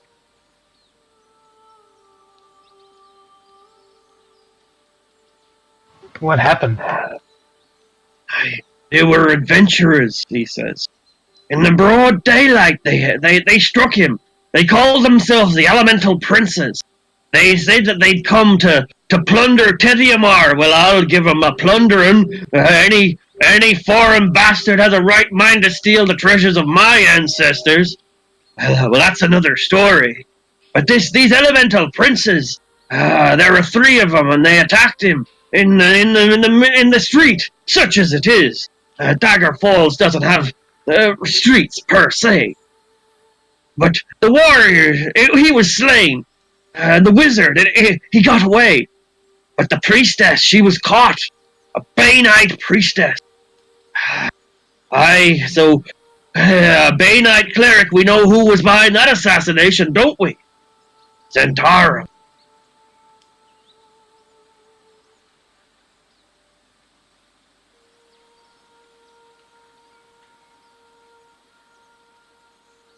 Well, they seem to have their fingers in everything nowadays before. We've encountered some of them down here ourselves. No, not this far south. Yes. Further west. What? You have to tell me more. They were looking to recruit a group of Cormyrian deserters, pay them off, and he'll tell him what he knows about the orcs and the ogres. Pretty concerned. And Copperheart pipes up at this point, and says, Vunla to the north of Shadowdale, has become a military camp. It's occupied by thousands of ogres and gnolls, and they're a core army of no less than 10,000 men, in addition to these monsters.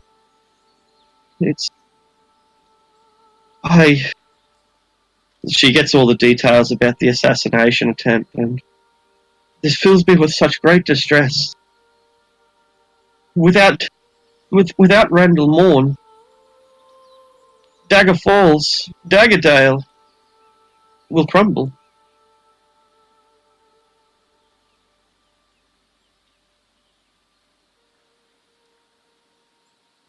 Sounds like they still have him, though. Oh, I am so glad to see Gloriana born, she says, since we may be about to witness the end of Shadowdale and Daggerdale as we know them.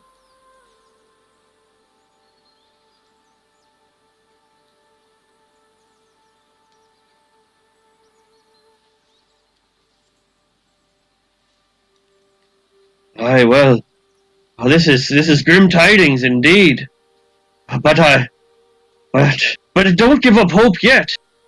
For even as you forge Gloriana down here in the south, the kingdom of the cat has been proclaimed in the north of the Desert Mouth Mountains. Yes, no one took them seriously, but they defeated an army of Zentarum, and they were led by elite armored ogres up there in the mountain pass, come before winter. So don't lose hope. If the kingdom of the cat and Gloriana can be born amidst these darkness, then the Dales may yet have enough friends to survive.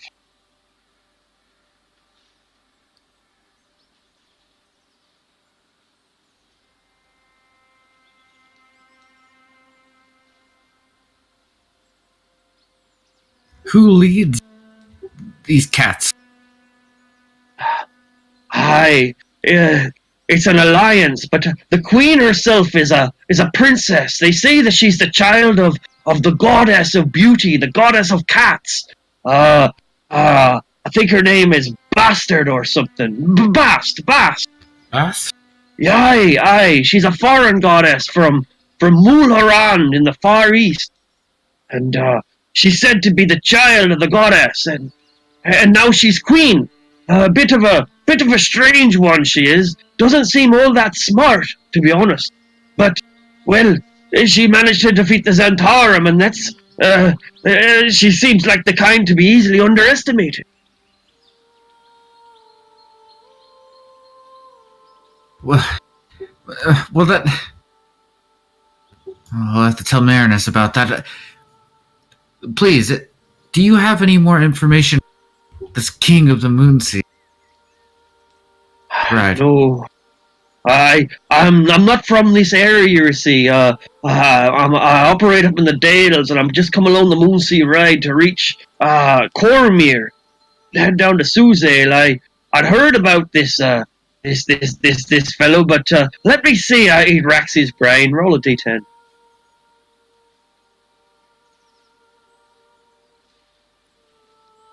Let me see. He rides with a bunch of Huskarls. Yeah, Huskarls. Well, I heard one of them. He was born with a silver spoon in his mouth. He was Tommen Fellwater. That's his name, from Mulmarsta, a city on the Moonsea, a naval power. He was born to one of the Blades, the ruling council of Mulmarsta. But he's this Fellwart. I don't know much about him. But I do know the names of his others as well. He has an Uthgard, one of those barbarians from beyond the spine of the world. Or is it from Thar? I don't know. Either way, this Uthgard, his name's Jungar, and they say that he smells awful, like rotten fish and garbage. Yeah. I heard about a giant among them, a gaunt killer named Gorman. They say that his face never shows any emotion, and apparently they've got themselves a minstrel as well, a chronicler of their own. Some Thayan slave named Kelios. Last I heard they were occupying out of the Diarali estate, but that's a long way west of here, out in the Stoneland. What? When did you hear that? That's what I heard before I came down here, but since coming through, the rumor is that they packed up and went east when some banner of the Manticore came up from the south. Oh. Wait a minute. Okay.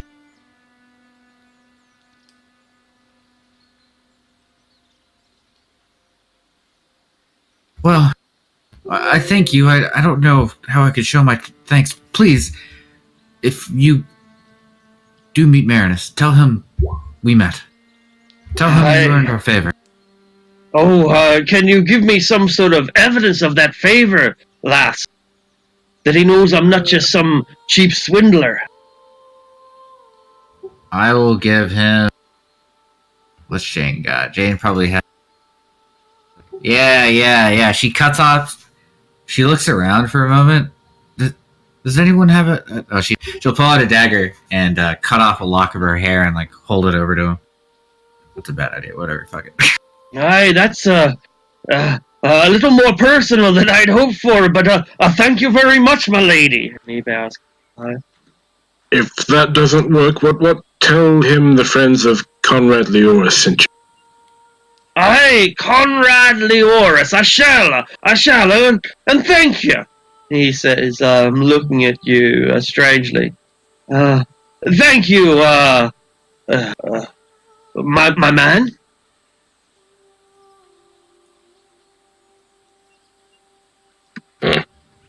Well, we'd best be off. Just one more thing. You up there, and points towards Vicious. What's that you've got there in your hand? This is something I just invented myself, actually. I'm an inventor too. Oh well, show me how it works. It looks fascinating. It's a gun, isn't it?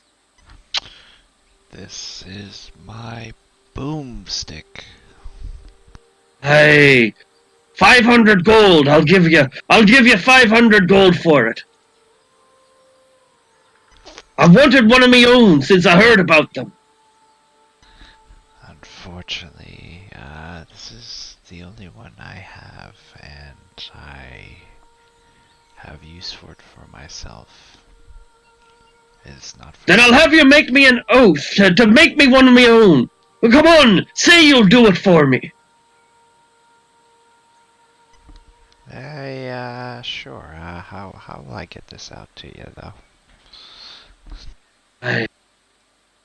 Well, your word's good enough for me, he says. You got a girlfriend? I want to give you a gift, but don't take it the wrong way. Do you have a girl? You're not going to want perfume if you don't have a woman, right? I don't have a girlfriend. Are you a smoker? Yes, sir.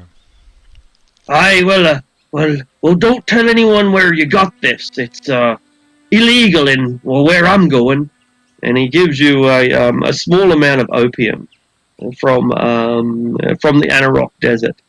And he says, hard to get, but it'll hit you hard, just like so be careful with it, eh? I give him a copy of the schematics I made for my pistol. You bloody beauty! I, a tear comes to his eye. Can I call you friend? Yes, sir, you can. He hugs you, and his big bristly black beard scratches your chest and your face. Oh, my man! He says, I cannot explain what this means to me. And he goes off and, like, takes a level in Artificer. I kind of sit there limp-bodied for a second as he embraces me, and then finally I kind of just pat him with one hand. Awkwardly.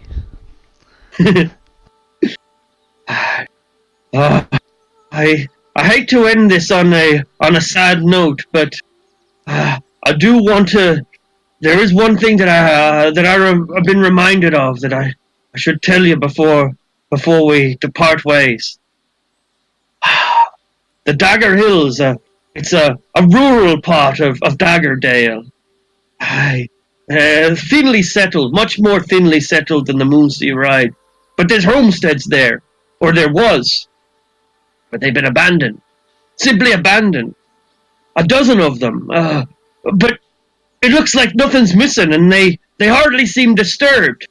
The dead are left behind, but the dead, they're killed with precision, tiny little blows, and no weapons. Whoever killed them took all evidence of what happened. A dozen houses, no less. Just all the occupants either dead or just gone.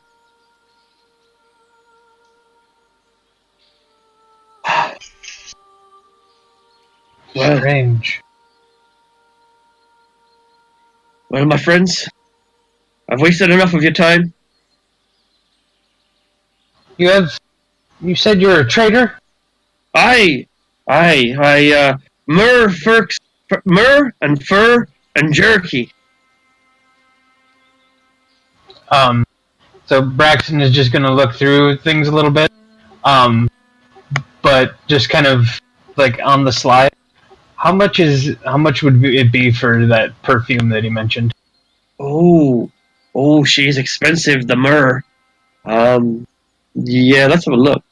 So however much you want to spend, like he can give you that much worth, basically. But I think it's like 10 gold pieces an ounce or something. It's really super expensive. I can't remember. I thought that was like incense. Myrrh, yeah, it is. Okay, I thought it was like a perfume you were saying. So no. No, it's an oil. So it's an oil. So you can burn it as an incense, or you can rub it on you, like a perfume. It's both. Yeah, I'm pretty sure myrrh is an oil. I am unfamiliar with it personally, but yeah, I've done a little bit of research into incenses, and myrrh is one of the ones that they pour on knights when knights get anointed. That's myrrh. That makes sense. Yeah. You'll yeah, I think that's actually in your, or at least it used to be in your trading things. Oh, it's probably not in this game. It might be. I'm looking for it. It might be in tomes or something. No, I can't find it, but like I thought it was in here somewhere. Because that was Resources. in all the. Here we are. Yeah, like all the trading goods. There we go. So is myrrh 50 gold pieces a pound? All right, yeah, he'll buy 50 gold worth. He sells it for half price. Yeah, so you get if you either get it for 25 gold or you can have 2 pounds of it. Aye, he says that'll make any woman fall in love with you. It's the Badine call it love potion. You will thank him and.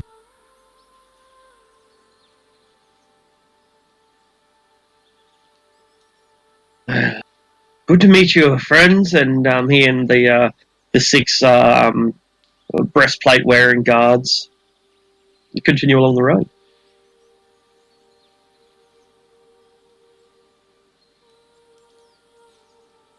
Ubo. A D10, please.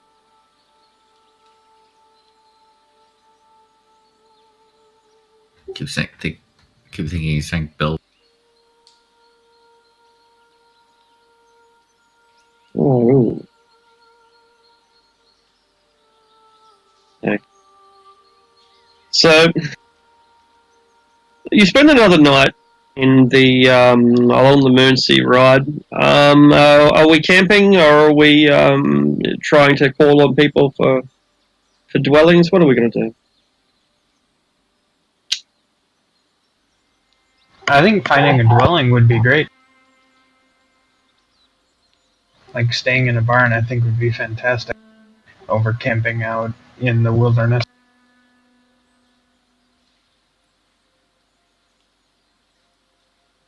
All right, Ubo. What sort of environment do you come from, Ubo? Are you a forest turtle, or a desert, or a sea turtle? Like, I'm basically trying to work out how much water you would like to immerse yourself in, and how often. Well, turtles they're amphibious, you could say. Well, not really. They actually don't have a swim speed or breathe underwater, and the law for them is that they don't really live in the water. It's more they can just hold their breath for a really long time. So they're Okay. perfectly fine being on land away from the water. Okay, cool. Well, how are you finding? Do you foray into civilization like this much? How are you finding the concept of sharing a barn with horses and cows and sheep? I mean, it's a new experience. Turtles are pretty adventurous, you could say. They like getting out and experiencing new things. And Ubo is not particularly old himself, so it is new. Cool. Cool. You're welcomed here in this particular barn. You and everyone else. And Ubo, roll a D10. Another one. Yes.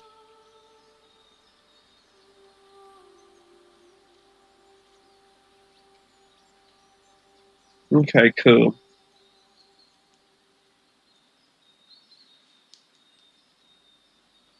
Alright. So, while they invite you up to the table, this family, and they seem to have a fair few stores remaining.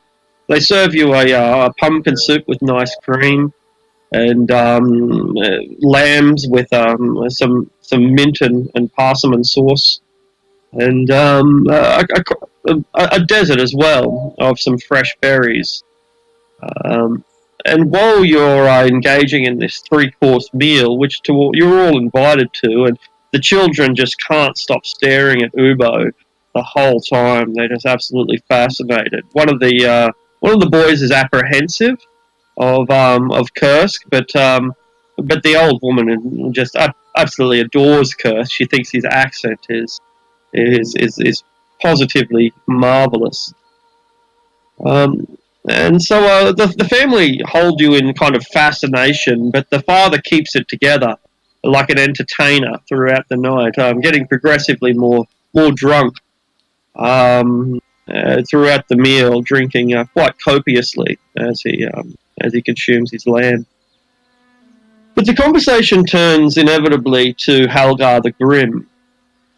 And this guy seems to know quite a little bit of quite a lot of information about it. He knows the names of the various Huskals, and although he doesn't know much about them, he has heard that that Halgar the Grim has chosen a place called Gundarak Hill as the seat of his government. Gundarak Hill is a log. What do they call them? Log and palisades. Basically, where you've got a hill. Yeah.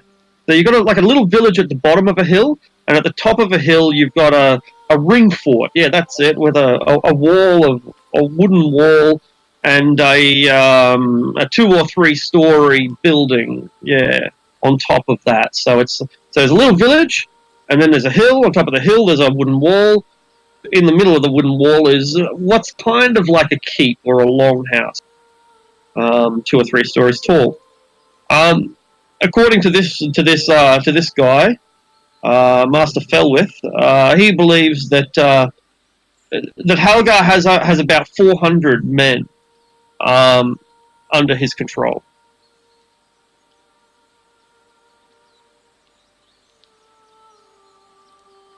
And of course, the palisade is still under construction. Well, it could be called a keep or a hall. And this guy doesn't know the exact particulars, but that's but it's an old fort. It's an old Cormyrean fort that, even though it's not part of Cormyr, they built it due to when skirmishes with Sembia spill over into this area, which they do from time to time. And so it's an old Cormyrean hill fort that they they never strip, they never abandon, because it might be useful from time to time. And according to this guy, Halgar has chosen this to be his seat of government. But I should just mention once again, it's not actually in Gloriana. It lies east of Tilva's Gap. So that's politically complex. Because the instant you set an army east of Tilva's Gap, aren't you claiming it? You know? Yeah.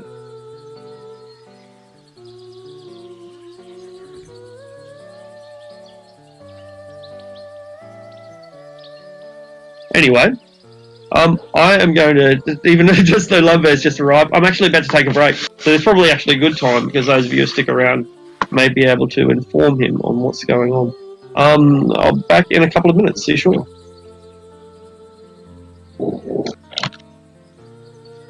The real question is, boy, are we gonna do something real stupid, or are we just gonna go back and tell her? I'm willing to bet on we can take on 400 men. No, I mean, like, we could go talk to him or whatever. I feel like it's a bad idea because he could, like, take Jane or, like, hold us hostage or some shit. I'm willing to bet on us doing something stupid. He's probably a dick, but that sounds adventurous.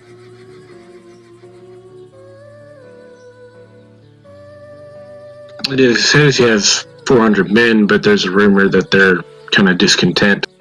They're pressed into his service rather than volunteer. Yeah, but they worship. Well, Shar's a good god, right? No, What? no, Shar was Shar the goddess is. of the night or some shit. Yeah, she is the evil god. She is. You know the Shadow like Zone? Sailorn is the good god, the one of the most That's who I was thinking. good gods. Remember- Shar is the most evil god. Remember the like sacrifice that they smashed up? Remember the priestess that was going to marry Dante's sister to Don Camorra? She was a priestess of Shar. Well, alright, well, I don't know, like, I think... Fuck it, I'll be right back. You know what? Let's just do some dumb shit. I'll be right back. Sounds I mean, good I to me. still have a potion of invisibility on me. Let's fuck some shit up. If the wooden palisade isn't complete yet, then we could probably sneak in. I say we start a fire since it's made out of wood.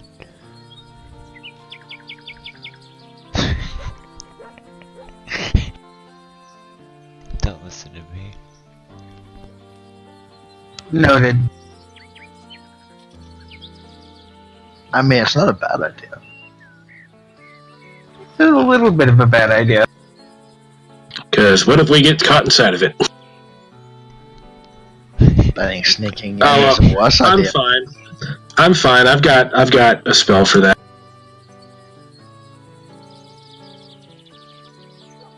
I think I can use it. Yeah, I could use that.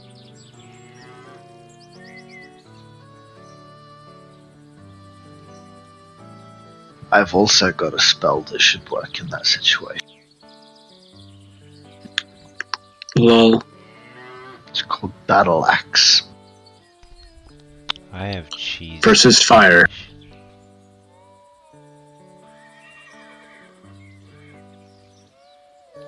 Did you say she's Danish or you have a cheese Danish?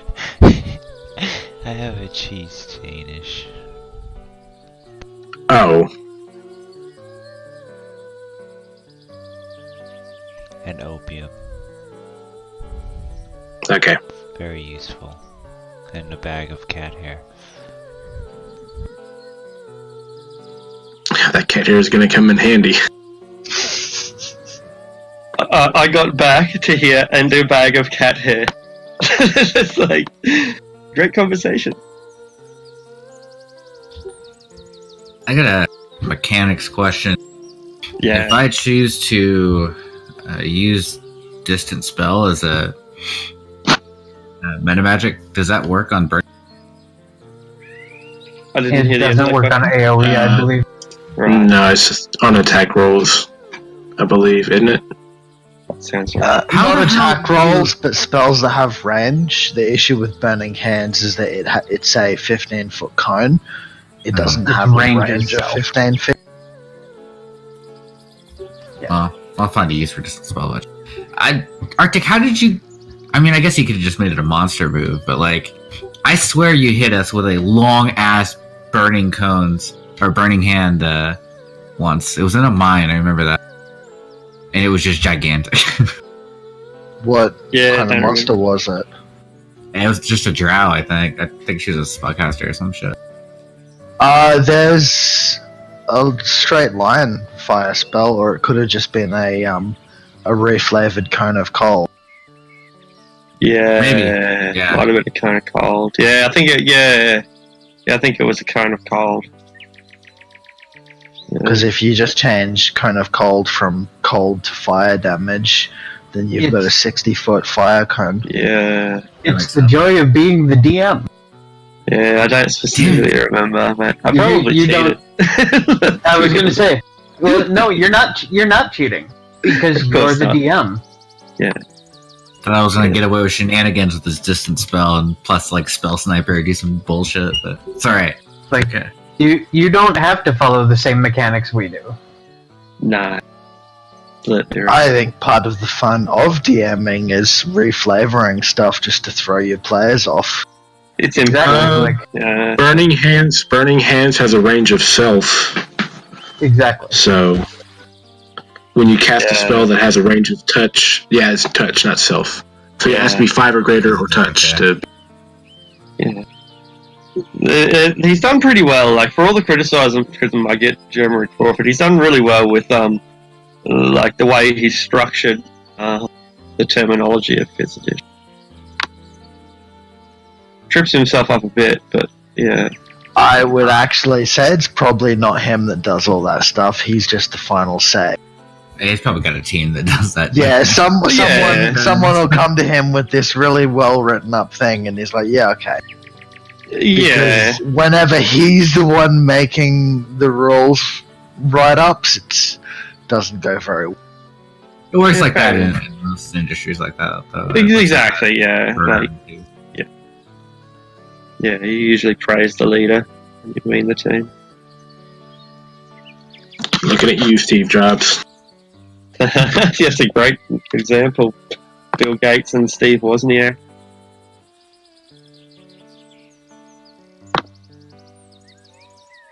So, while we are in that,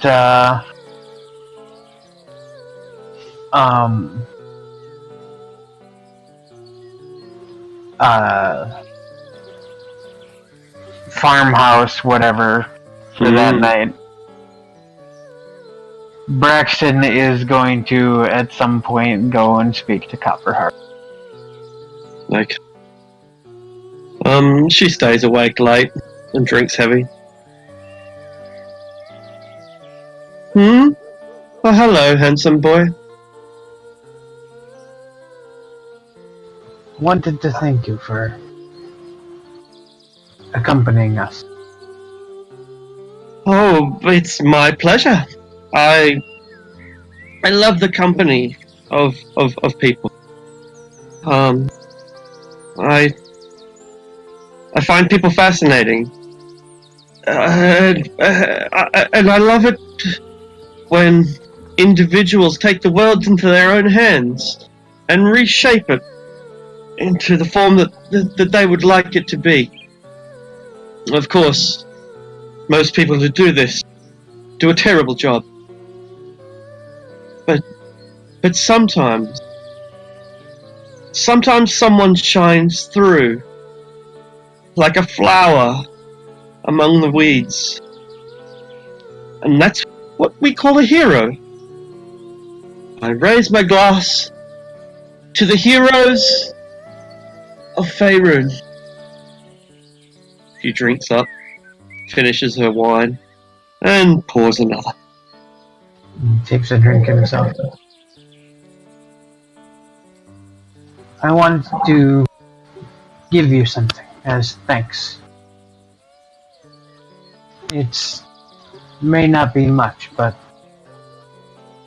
I appreciate you taking the time to come along with us and help.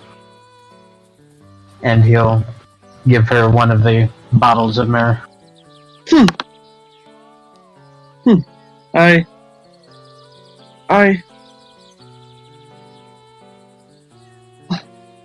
thank you. She sobers up. Thank you so much.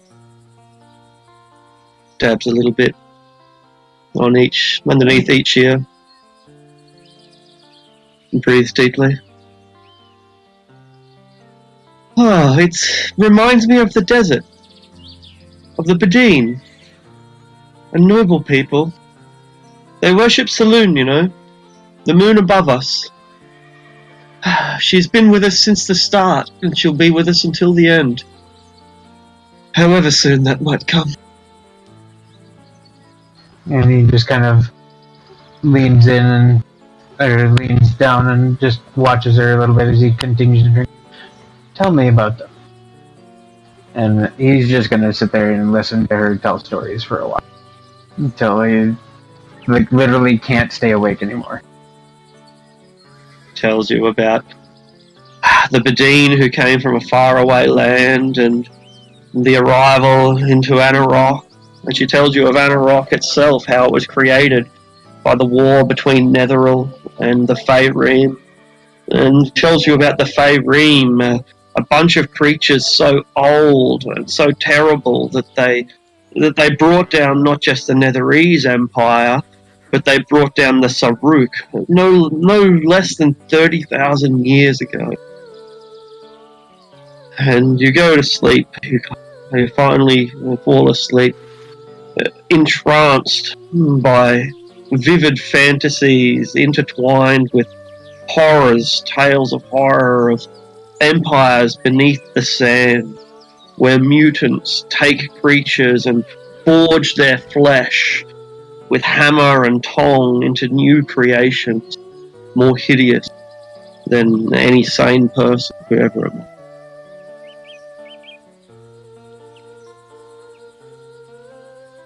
When the dawn comes, you're served oats with honey and fresh milk, and they pack oranges for your lunch.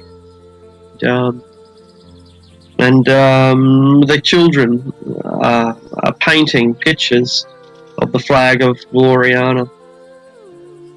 Some of the farmers from outlying areas, or homesteaders from the outlying areas, come to this farm, one of the larger ranches, to trade or to work or to visit. Is there any message that you give this community before heading off? Well, I suppose first see if there's anything that they need. Roll a d10.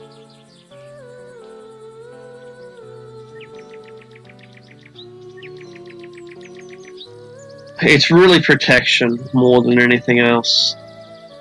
Because it's not just the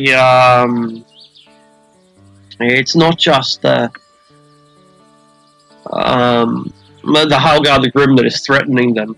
But there's been giants, or at least a giant, has come down out of the hills and has driven people off their homes. He smashed one of the bridges that spans a ford up here in the mountains. So that's really their main concern, is that they've got this giant running around destroying their infrastructure, their bridges, their barns, and whole houses.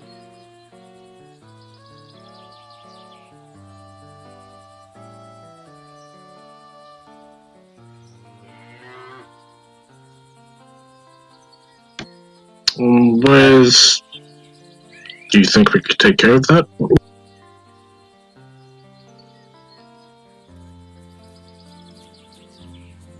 Once we see to Helgar, because honestly, he's probably a bit of a greater threat at the moment, but or at least a greater threat to more people. Is he greater, but would this not be more immediate?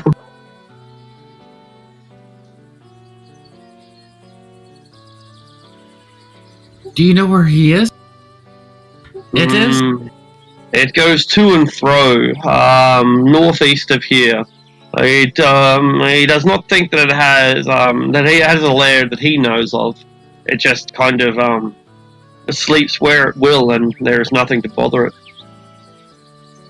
It seems to travel from homestead to homestead, smashing them up, and then just using them as a hovel for a few days before getting hungry and finding the next one to maraud.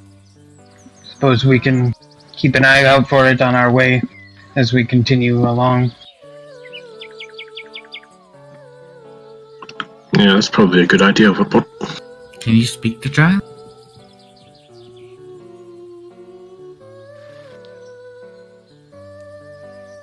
Who are you asking? What? What are you? I don't I know. cannot. Can What? they speak the language? Can they speak? That was Balfour.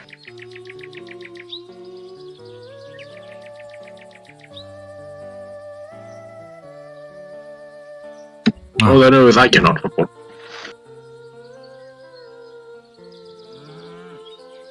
We'll deal with it if we find it.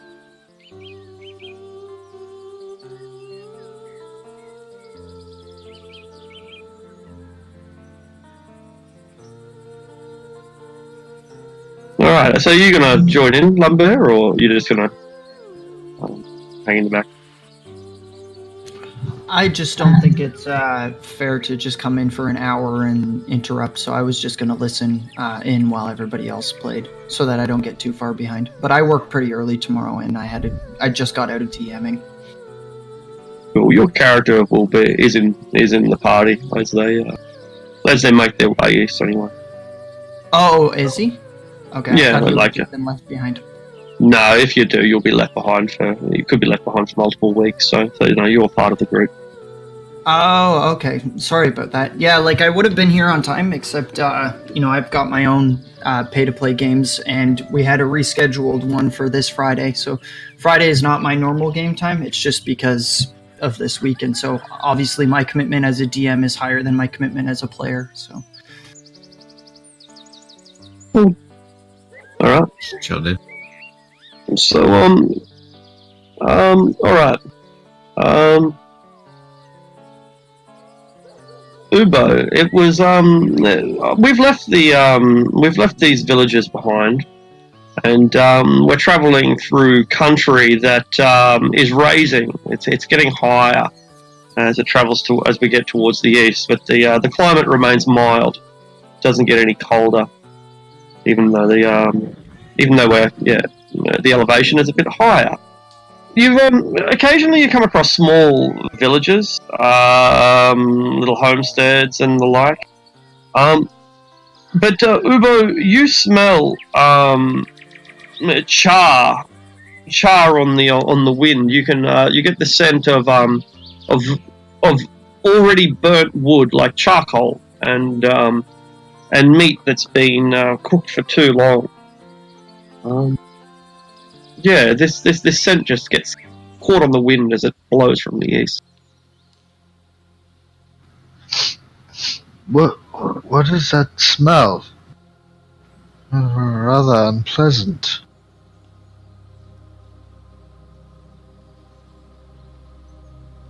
What do you smell? You can't smell that? No. Burning.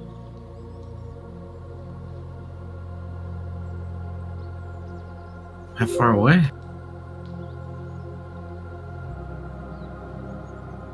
I'm not too sure. Travel a little further, and you can see up ahead there is an abandoned farm. It might be half a mile away. The abandoned farm has been completely gutted. It hasn't been razed to the ground, but so the walls stand, but the roof is gone. The windows and doors have been burned out. But yeah, there's this small farm of a couple of buildings, a homestead, a barn, a chicken house. Yeah, the place looks like it has been torched, and probably slightly plundered. But from a distance of half a mile, you can still see plows and stuff. Yeah.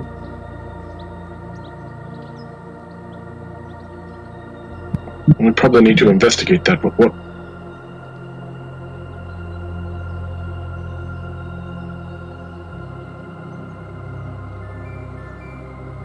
See if it was Halgar and his men, or that giant that they were speaking of. Just keep your eyes open.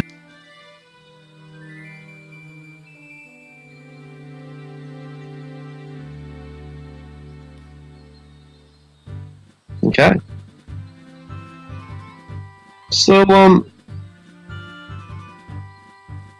I'll move it to a new map in a moment.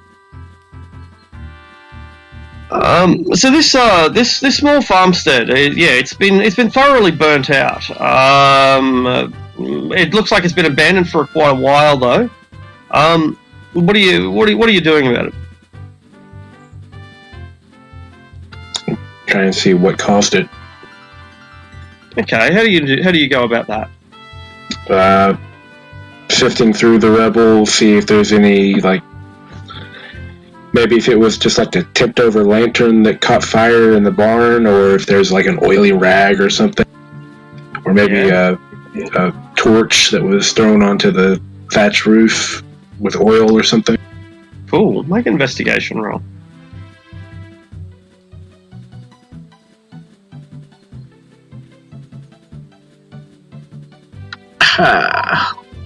So, it's not obvious to you immediately, but there is hundreds of pounds of steel here, most of it a little bit scorched but not melted.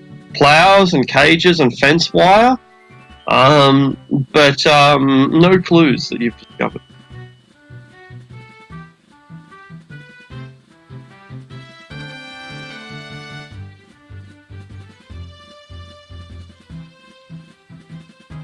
Am I the only one looking?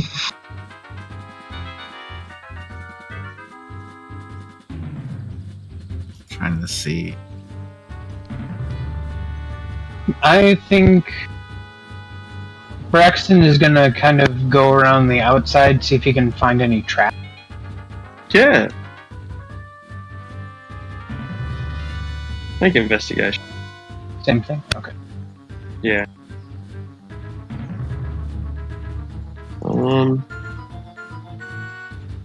Alright. So, no. You don't spot any tracks whatsoever. And you also don't spot any evidence of how this occurred. It's kind of like there was no fire and then everything was just incinerated. It just looks like there was a single apocalyptic event where that bam, and some tremendous explosion followed by the subsequent fires, caused by that explosion, and the result is the catastrophe that we see here today.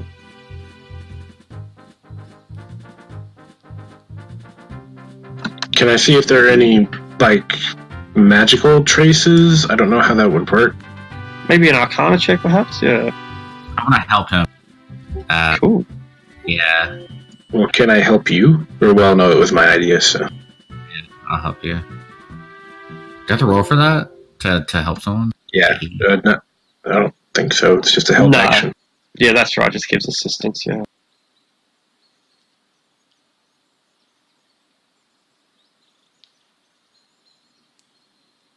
Okay, beautiful. All right. How's this work? So the scene is apocalyptic. The walls are scorched. The windows and the doors are blown out, and you're sifting through the ashes of somebody's family. You spot blankets and cutlery, broken drinking vessels, and child's toys. And then you spot some bone. And as you reach towards the bones, you get this sickening feeling, this sickening energy all around you. This kind of and it seems to both you and Jane that your vision is temporarily dulled, as if some smoky miasma is all around you, some kind of temporal distortion, much like the mirage provided by the desert heat. Things become slightly hazy and out of touch. You can't hear quite as well. Things at a distance are impossible to hear. Everything is muffled, and you are confident that that some intense magical aura is affecting this place. Some lingering magic. And yet, you feel as if you've lost your own sort of connection to those mystical energies. That spark of magic, that spark of arcana, which lies within you both. It seems like a candle that has been snuffed out.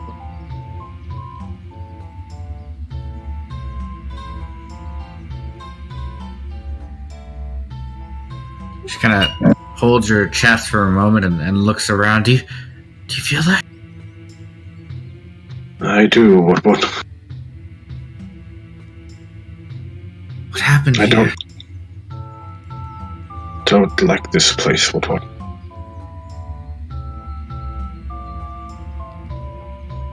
We need to What have leave. you guys found? I agree. If we get out of this immediate area, walk to the perimeter of this town, do we still? Do we still feel that we're cut off? No. Once you sort of leave vicinity of the building, the little farm, then the sun is shining. It's a nice bright day. The birds are chirping, and you feel reinvigorated.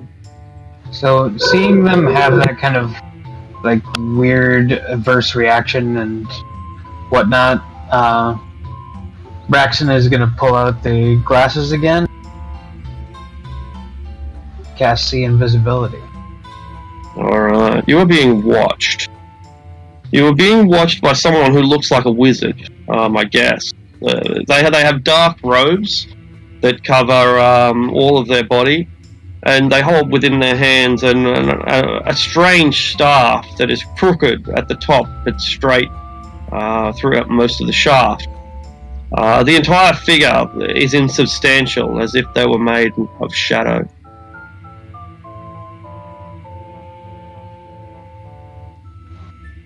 Who are you? its eyes go wide and it raises its arms. And suddenly, the bones that are buried beneath the ash begin to stir, rise. And we roll for initiative. That's just a sec. What the I'll fuck? put you in on your map.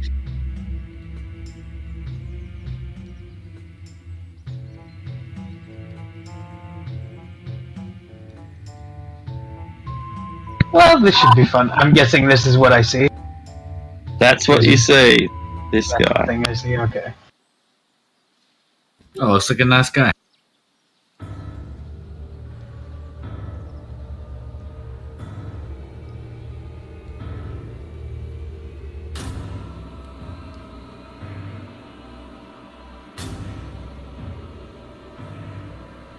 Hey, hey.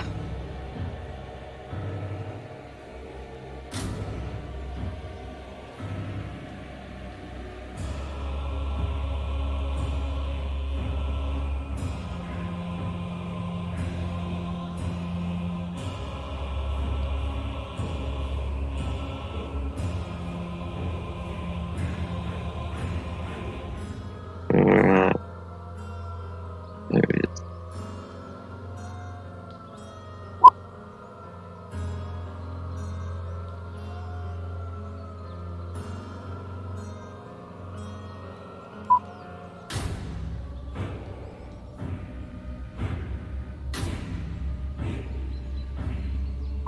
Okay.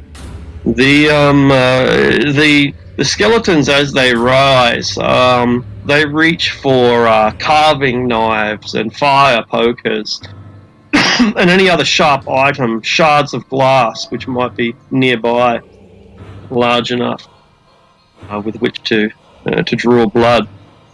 And they have the drop on you since you are unaware of their that they are about to strike. And so as they rise up around you and then move towards you and stab, all you can do is look on with horror as the rusty blades are brought down bare upon you. The rest of them can't see the shadow spy, though. No, they cannot. That's correct. Okay. So first one, Ubo. Second, Vicious. Third, Jane. And fourth, Braxton. 1, 2, 3, 4. That Third, hits Jane. me. Jane was third. So Thank God. Vicious. Was I attacked? You were the last one. So, yeah. So 6 points of damage to Ubo. Sorry, 21 hit. Yeah. Yeah. So 6 damage to Ubo and 3 to Curse. So yeah, these skeletons just rise up from their graves, stirring the ash all around, and a smell of charcoal fills the air. The shadow, on the other hand, just looks panicked. It looks around and doesn't really know what to do.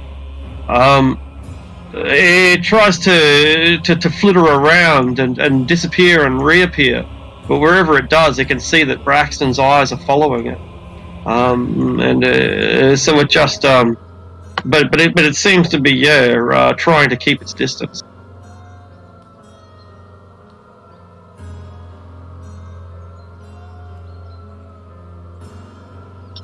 Right.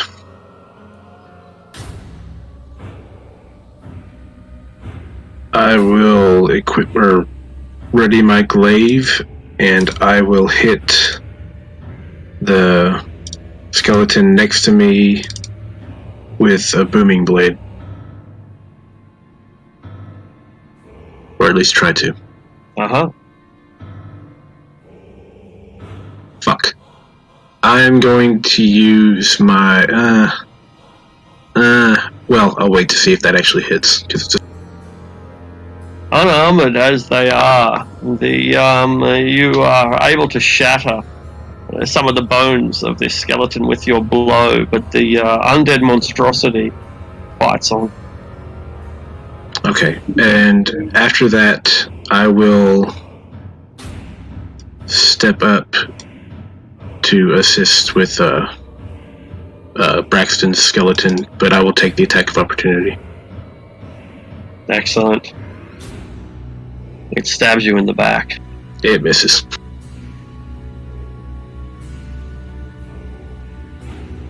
All right. Braxton, you can see that that there are more of these bony hands are emerging from the charcoal beneath your feet.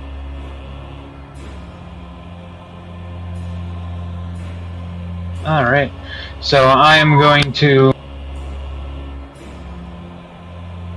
take the attack of opportunity Uh-huh. as I move away from the skeleton and just charge over to this. Owie. Stabs it, Owie. drives its kitsch carving knife straight into your back.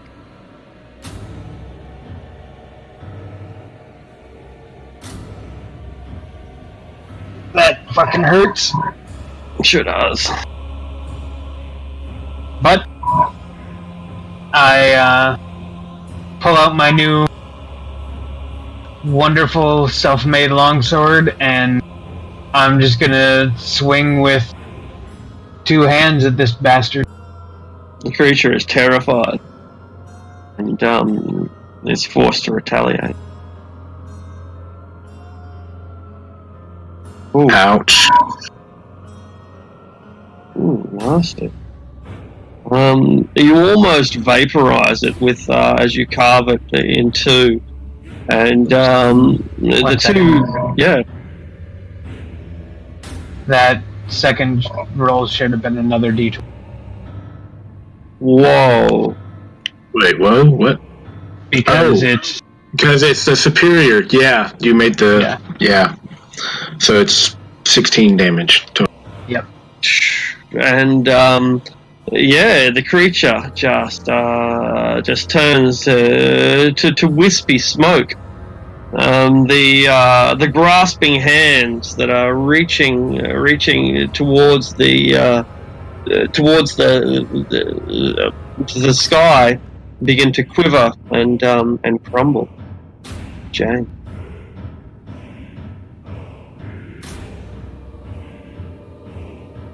I ruined my. So I'm thinking the only one. You said more coming up out of the ground. Seems to, yeah. But they're I'm gonna cast trembling. major armor, on myself, Excellent. and I'll stay where I am. You are defending. Vicious. I am going to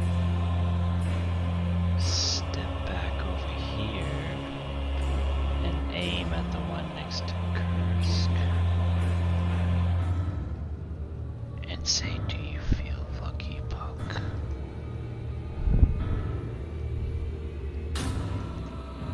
Destruction. And then I will use an action. Is it still standing? It is, yeah. He broke his rib cage, but his spine is intact. And I'll use an action surge and fire another shot. Boom. Hits and shatters it, And raining bones down upon the one that is the ones below. then I will spin the gun and then blow in the hole. The smell of cordite blends with the stench of charcoal.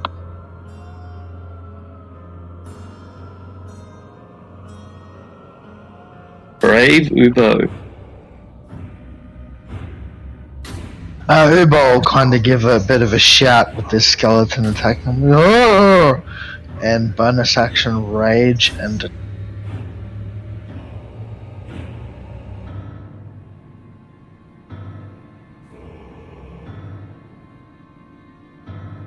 Rumple.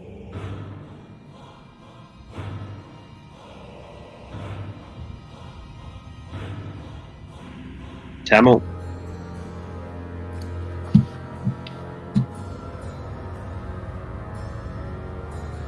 Oh, that won't even destroy it. Sorry, I thought that was going to destroy it. You know, you managed to break its, shatter its skull, but It still remains standing while bone fragments rain down on the ground.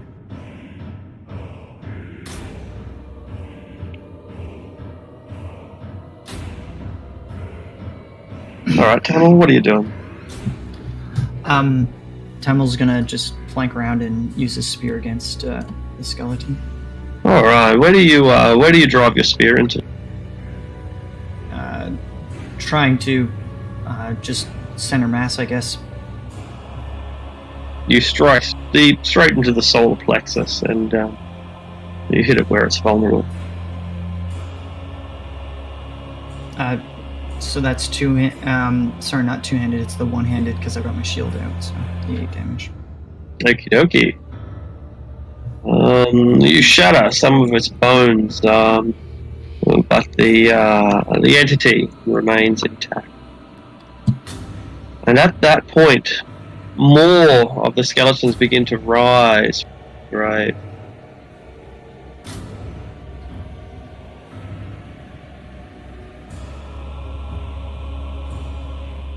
There's now 2 on Ubo, 1 on Vicious, 2 on Curse, 2 on... That one that moved up on me takes a D8 thunder damage. Boom! And he falls to the ground in a rain of bony shards. Not having any desire to kill something which has no life anyway, the skeletons focus their attack on Jane, seeking that sweet life force. Get out of here. Before the innocence is lost forever. Both misses. You are protected by your shadow magic. Now, interestingly,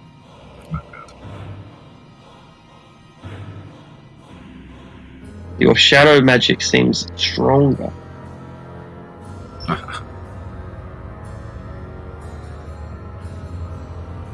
Yeah. Are the rest of them not going to attack? Did they? What am I doing? Yeah, thank you for that. What the hell? Jumping ahead. So yeah, those are 2 on Jane. These are the 2 on Ubo. Sorry about that. Does 20 hit? Yeah. All right. So what is your shell like? You've got because you've of your shell. Does that mean that your legs and arms are still vulnerable?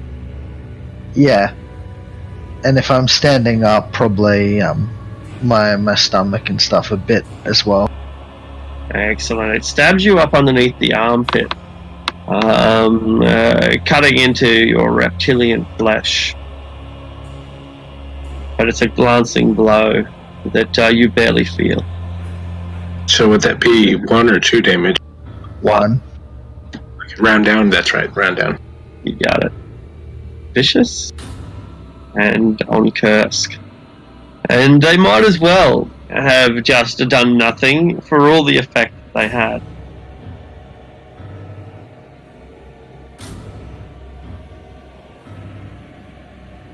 Alright. On the one down here, I will do another booming blade. Excellent.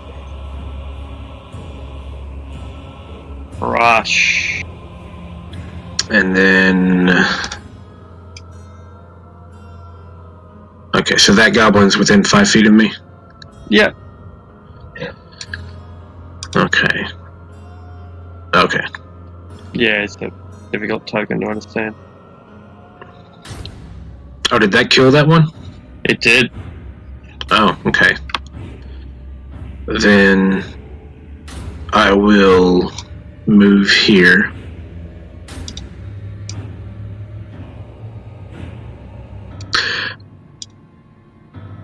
What is the rule on booming blade with a reach weapon?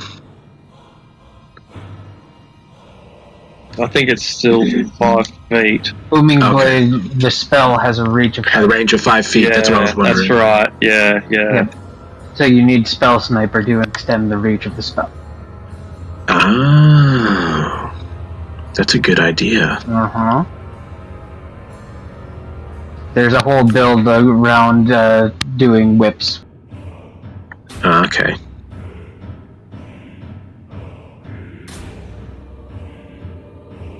So...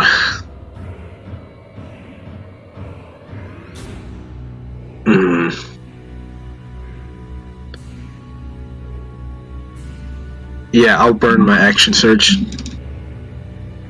Cool. And I will use Booming Blade on this one.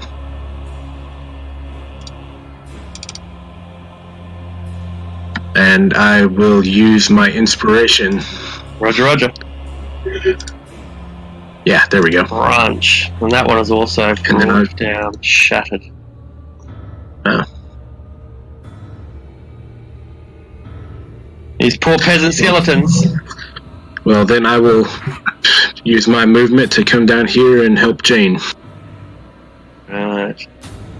Jane, you are fighting some baby boys, but it's Braxton's go. Suppressed. Oh, these are like children skeletons? That's right, these are like the farmer's kids. Oh god. So, quick question. When I killed this like shadow thing, did something actually appear normally? No, it just seemed to vaporize and some of the darkness lifted. Okay, so if I look around, can I see anything else? Make a what are you gonna do? Make a perception check for your round? Yeah, because these things are still showing up, obviously. Yeah, good call.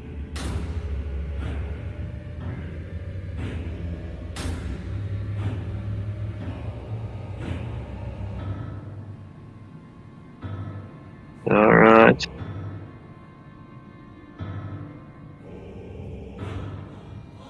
No. You as far as you can tell, you are all alone but for these skeletons, which seem to be crumbling kind of by themselves anyway, even without us shattering them. Maybe that's why they're shattering so easy, because whatever enchantment was holding together seems to be falling apart before your eyes.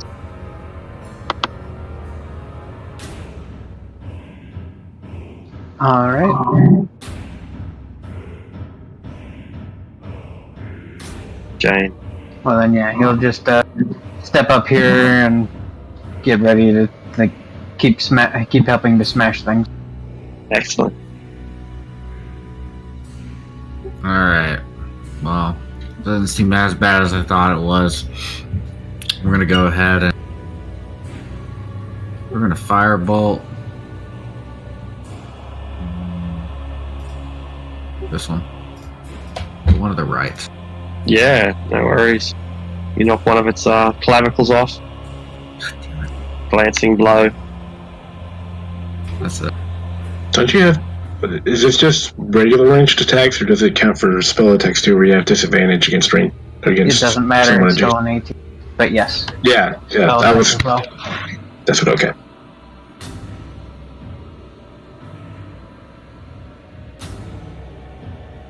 Mr. Vicious, you are safe. I aim my pistol at the one right below Braxton and fire. Fire! Mash, knocking out some of its ribs. But the peasant doesn't know when to die. And I just stand there looking triumphantly as I end my turn. You have used half of your bullets, I think. Yep.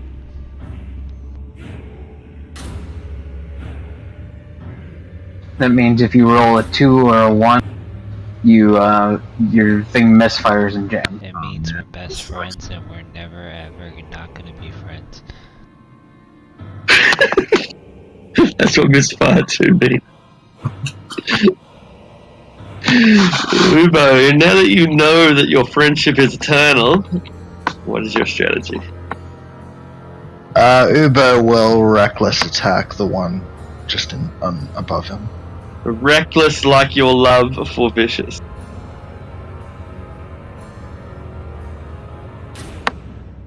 One-handed like your love for Vicious. You smash it. You smash it to pieces. Is it a hand? Smash it. Like Vicious. It says like it has battle axe one-handed, so that's where that came from. The old farmer's wife, still wearing her apron, crumbles to pieces of bone at your feet.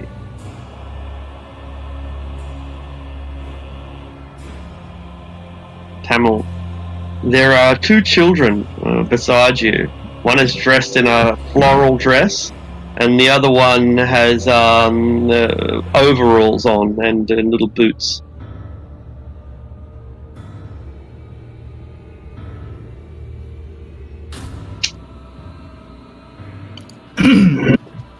I'm gonna be targeting this guy specifically. With Toll the Dead. Holding the dead, indeed. Ringing the bell. Does he know when it is time to die? Seems he does. So I hit him previously, right? So then. Yeah. Okay, perfect. The echo of the church bells ringing caused him to crumble,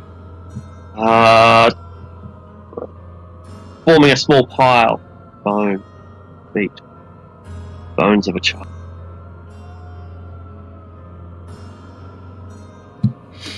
And his sisters. His sister and his father are also crumbling. But they reach for their targets desperately.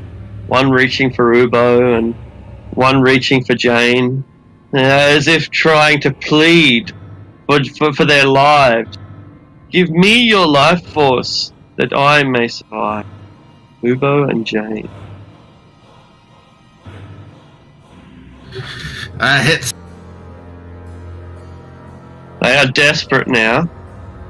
Ubo, cold fingers wrap around your throat and bony fingers choke the life out of you, while Jane, the child, scratches at you with their raw knuckle bone.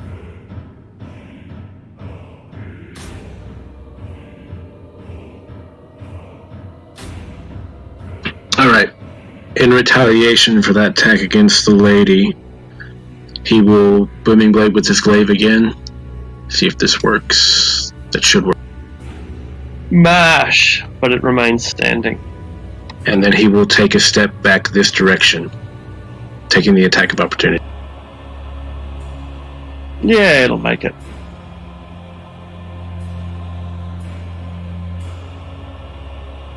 Oh, man, that was so close. I could have used... Alright. And at the end of his turn... well, not at the end of his turn. After he moves back, he yells for... he yells, Jane! Tamil! Move! What? And he will use his second wind.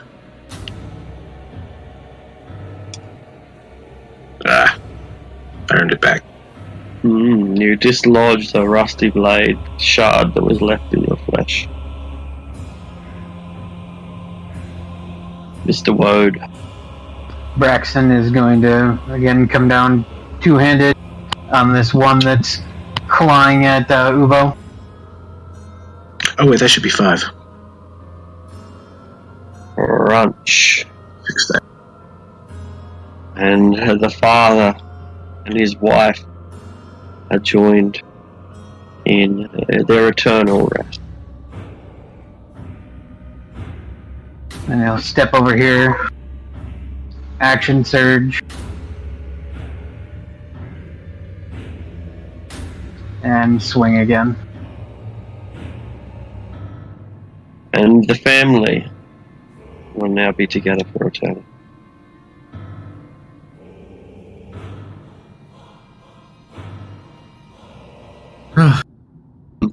The miasma seems to lift, and the darkness is replaced by what is still a grim, horrifying scene of shattered bone and charred memories.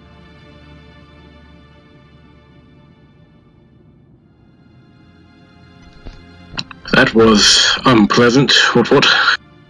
Thank you, each of you. There was something watching us. A shadow, shade of some sort. It woke the skeletons.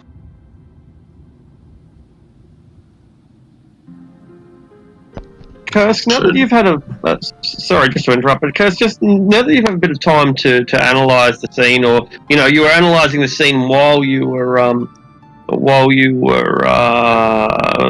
the skeletons animated, you can see that this burning is none of it's conventional. Like it doesn't seem like it was real fire that caused this flame. I know that doesn't make sense because these are very real burns, but it's like some quasi fire, something that's not actually fire, but mimics its effect, like an illusion that's real. Sorry, Bishop. I was gonna say, is there a body or did it evaporate? No, just dematerial. Yeah, I was asking that earlier. You guys didn't see anything of that thing. Well, it appears there was a great evil here. I must ask, does anyone here need or require healing?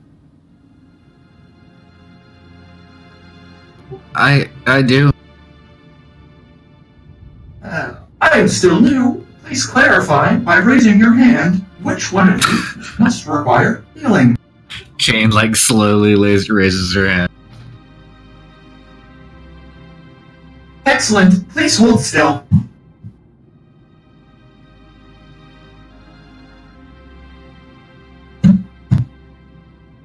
And then that's going to be +3 from Divine Life Domain. Back up full effects.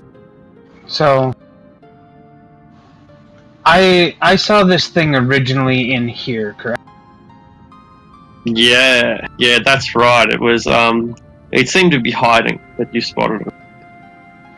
Braxton is going to go in here and start digging around, kind of around the area where he saw it. Yeah, make me an investigation. Kursk will help since he followed him in there once he saw him stalk in there.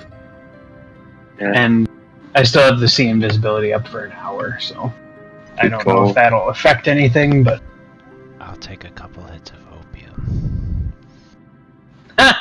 Great idea. you'll be seeing all sorts of invisible shit. You find a small brass token, which is very dull and dark, in spite of the fact that brass is such a shiny metal. There doesn't seem to be any tarnish to it, but rather the manufacturing process has just created a dull, almost luster-free bronze. And it has a character on it, a numeral or a letter or a rune, that I don't think that you can read. But with a history check, or that's a general all-round knowledge, you may reckon. I could help you, or you could help me. I cannot help with that. I am not proficient. Oh well, neither am I. I'll just roll a general one for myself, but I'm down. Yeah, Yeah, I guess I'll do one for myself too. absolutely. This is a Netherese letter. A letter that was written in the language of the ancient arcanists of Anarok, whose civilization fell apart more than 2,000 years ago due to their battle with the Faerun. A bunch of monsters who also brought down the Saruk 30,000 years before. What does it stand for? Don't know. We just know the origins. Yeah, I'll ask Copperheart if she knows it. she does. This is H and H. I believe this is a personal rune. Wizards would call it a wizard mark, like a signature, a calling card.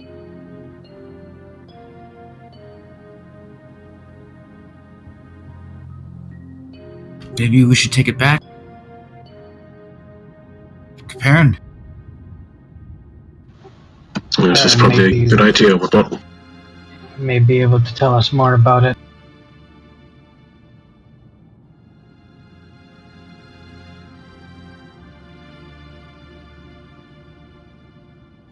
You just see Kursk writing furiously in his small notebook. You said it was brass or bronze? Yeah, brass. Brass. Brass. Brass, okay. Just making sure. Yeah, absolutely. I totally get those metals mixed up.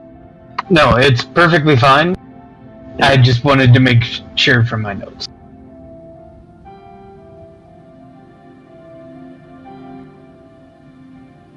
All right.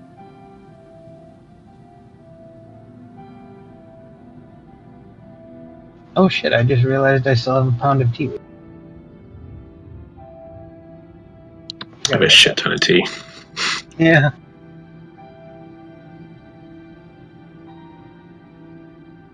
Alright.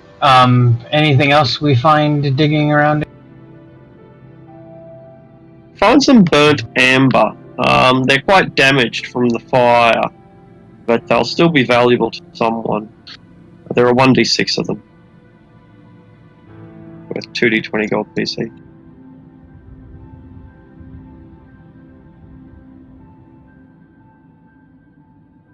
So, 2 amber.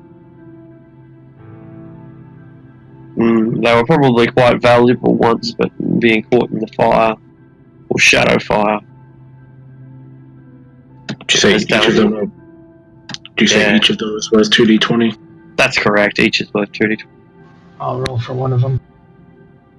They were probably once figurines, but now they're just... Ooh, that's a nice Maybe. one. Looks like Oh, it no. survived most of it. Yeah, that's it. At least they're nice and clear and bright in spite of it. Yeah, one almost max roll on that one. It's a beautiful piece of work. And, you pull it almost undamaged, salvaged from the room. Who wants to roll the other one?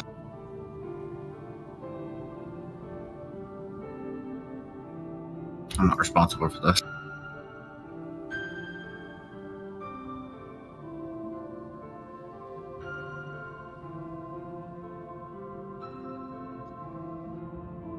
No, it's a 2d20, not 1d6. Yeah, just two.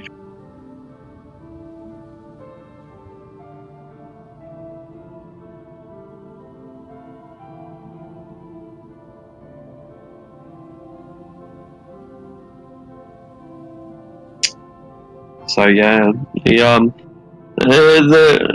has been slightly boiled away, scarred by the flames, but it's still a valuable gem.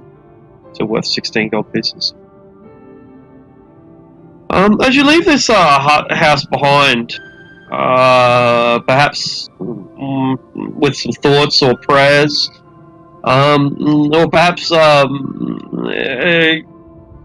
stumbling away nervously and quietly.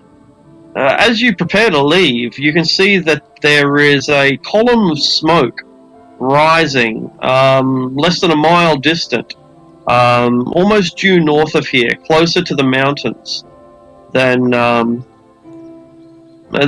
road, or in the direction of the mountains at least. Shall we? We shall. Be careful.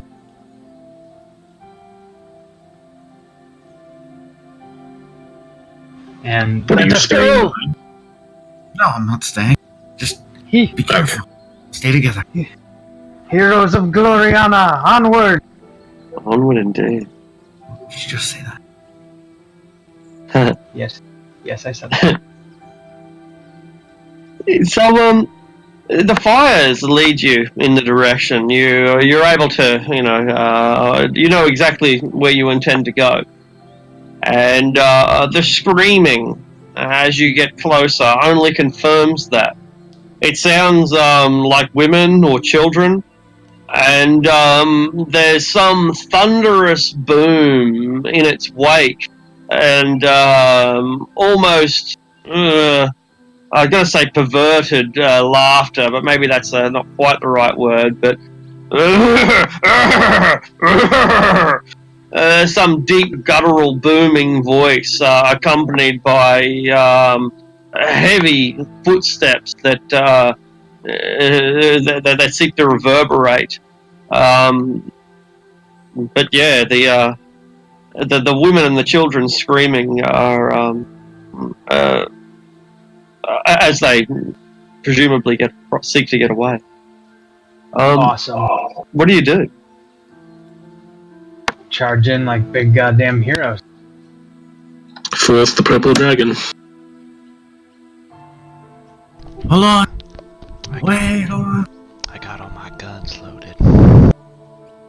How far away are we? Getting pretty close now, so we'll say maybe 300 feet, but there's lots of underbrush here. It's quite, not forest, but there's a lot of trees. And so you can see the trees crashing and moving and swaying as some great big force moves through them, and you can hear the screaming. But yeah, you'd estimate you're about 300 feet away. I'm gonna try and cut it pretty close. When we're like where we can see it, right? I tell everybody really quickly, who's big? Kursk and Ubo. Just wait a moment in front of me. I'm going to give, but we can keep running for now. Alright. So, you guys can put yourselves anywhere up on this southern border of the map.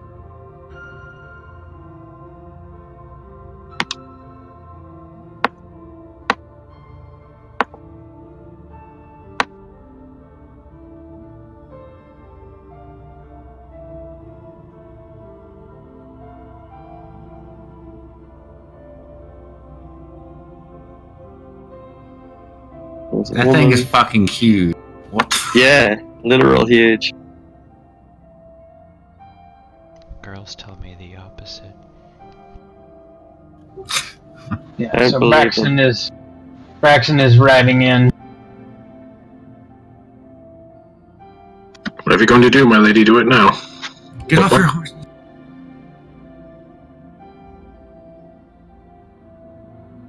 I know maybe Do I have we should time? ride up a little bit more. Are we going straight into initiation? I think we will, yeah. Okay, that's fine.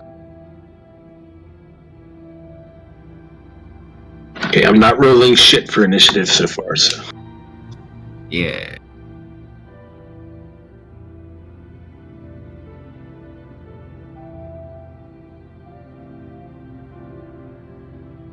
You should still have mage armor, right? Yeah, it's 8 hours, so yeah, you have. That's a big god.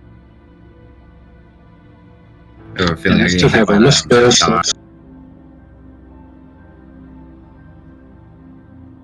Ooh, but what's better? Oh shit. I still have my action surge. Oh wait, I used my action surge. Fuck. Yeah, we all did. All the fighters used their action surge. DM, I had my token selected, but on a different screen. Got multiple monitors to play. Do you want me to re-roll initiative, or do you want to just manually add my turn in as a file? You can just re-roll and then change it, man.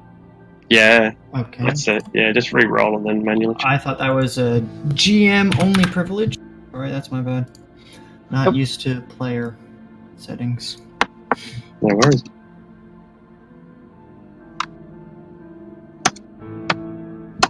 And you can call me Arctic. Sorry, just trying to give you the respect you're due. I appreciate it. There are a few things that I enjoy more than being respected. Like what? Oh shit! Like not removing turns. That's a good thing. I don't do that very often. Oh well. I was too busy basking in my own glory. If you can remember it, then put your old one in. If you can't, then it doesn't. Just scroll up. Scroll up, yeah. Yeah, exactly. Can't take the pressure. I'll take the pressure.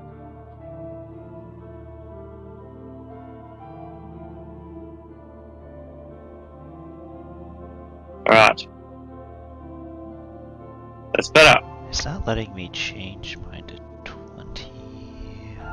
Yeah, you're ahead of it, aren't you? Oh, yeah, now it is. There it is. Cool. Vicious! Wait, where's mine? I do not know. No, I didn't change mine. Alright, do it again. No Sorry. worry. Not a problem at all. Changed mine back for some. Entirely my fault.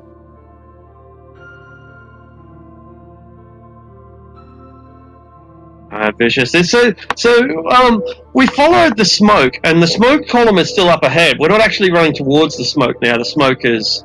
They've run away from the smoke. It's like 100 yards beyond the hill giant. But it's chuckling to itself as it chases a woman and two girl children. And they're running over the ruins of a wagon which has already been destroyed. But the hill giant is quickly catching up on them.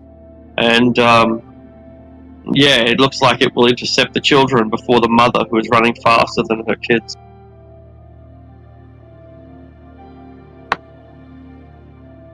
Hold on, my screen went black. No worries, I'll bring us over here. Is that better?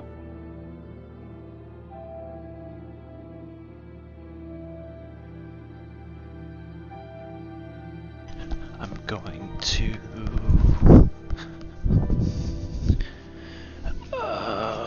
I'm going to... How many feet is this? 30. I'm gonna run up behind this bush or tree for cover. And can I see the giant from here? Yeah, like there's a lot of trees in the way, but it's crashing its way through. So if I take a shot at it, am I gonna have disadvantage? No. I will aim my musket and fire. Crunch. Where do you shoot? It's a big target. I'm aiming for his face. He's got a big head, and you strike it in the accurately. Alright, but it's a good hit, a really good hit, and it kind of looks like a dart thrown into a normal man's skull. Produces a fair amount of blood, but you wouldn't expect it to be lethal. And I'm going to spend a grit point to do a oh, never mind, I can't, never mind. That's the end of my turn.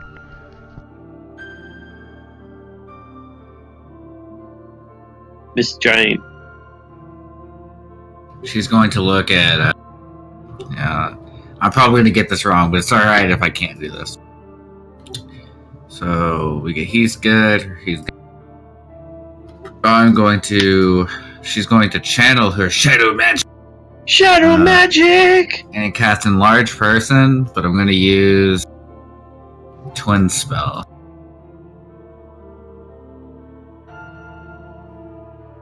And pump up both these boys. Oh. Alright, so you're gonna do the robot and the No, curse? not the robot. Not the robot. The turtle. The turtle. Turbo. Portal. And Super then, Turtle! Hold on, I think about it. You might say that he's a mutant turtle. How old is he?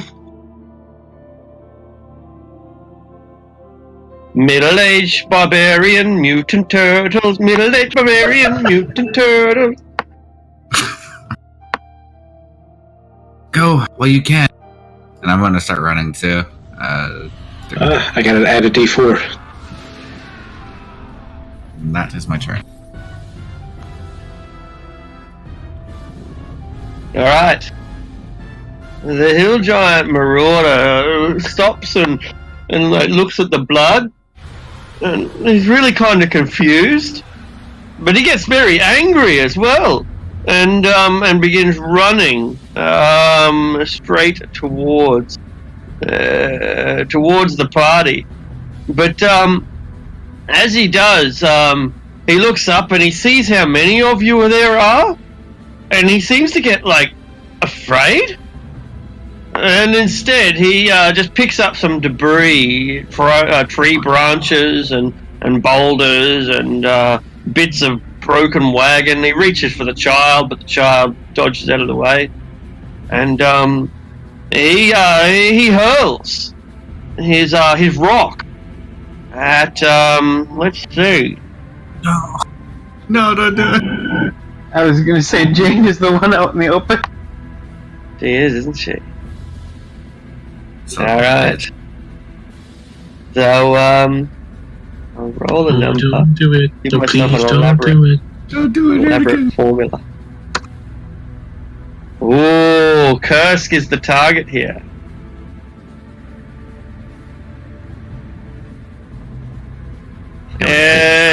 Considering This you is- to be a rival giant, he hurls his rock at you.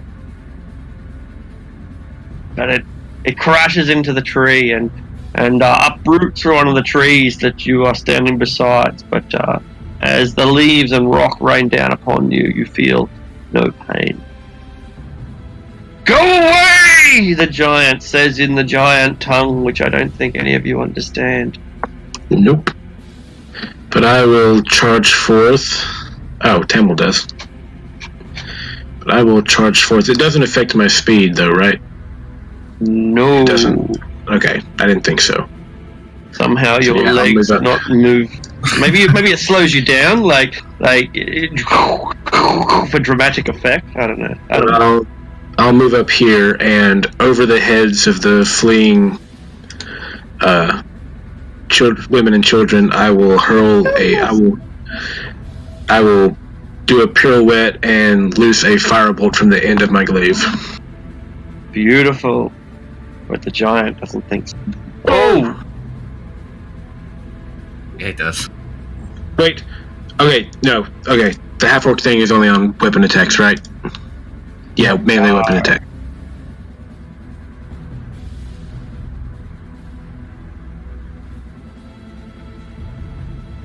And that's my turn. Beautiful. He roars in agony and confusion.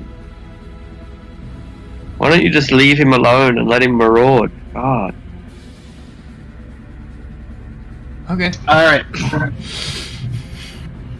So, during our turn, can we use the horse's speed if we're... Yeah, sure. Okay. I didn't think of that, but yeah. I mean, but as long as you are not giant. Yeah. Because Yeah. your horse is like... I was grotesque. waiting for my turn to ask what happened to the horse when he cast enlarge on me. So, riding up there on the horse. Where is your turn, by the way? It was meant to be on 3. I think you must have deleted it. Yeah, maybe. And then...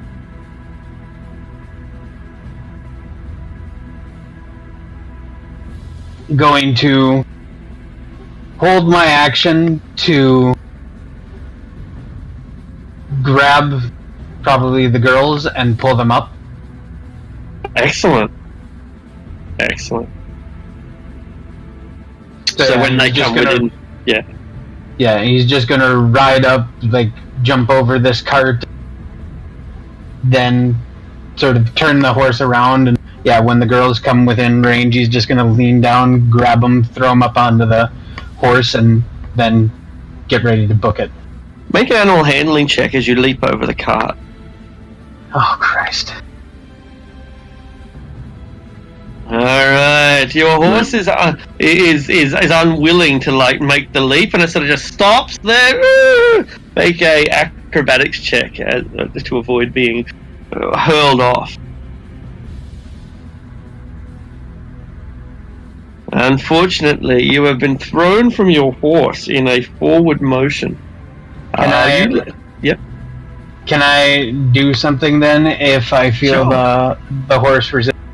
Yeah, absolutely. You haven't used your action yet, have you? So yeah, you can. No. So I am going to use the property of the Iron Fleet to speak with animals. Oh, nice. And ask it to help me to save the children. But it's a giant. It's gonna kill us. Are you mad? We'll get the kids and then I'll get you away. Then we can run fast.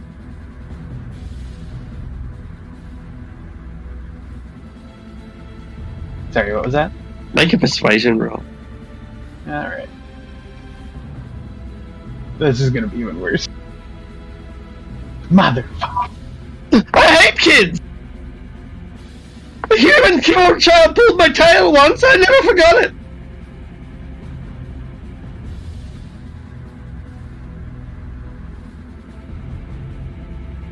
Well, then I guess he's just going.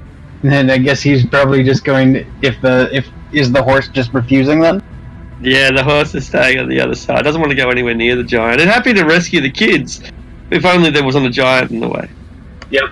So yeah, then I guess Braxton is just gonna jump down himself.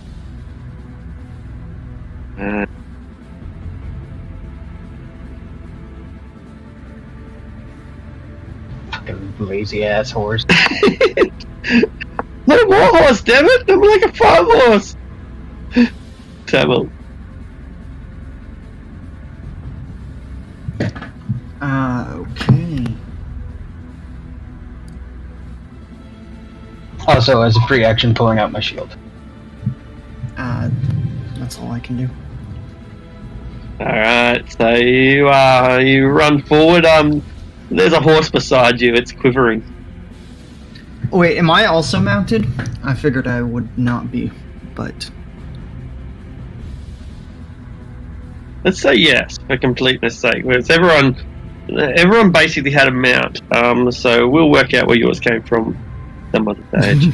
I would probably have not ridden a mount if I just didn't know if that was predetermined. I think we wouldn't have made as much ground though. Like we kind of took mounts to basically to increase our land speed. You might have doubled up on someone. Yeah, that might be it. Yeah, you might have been getting doubled or getting pulled behind in a cot or something.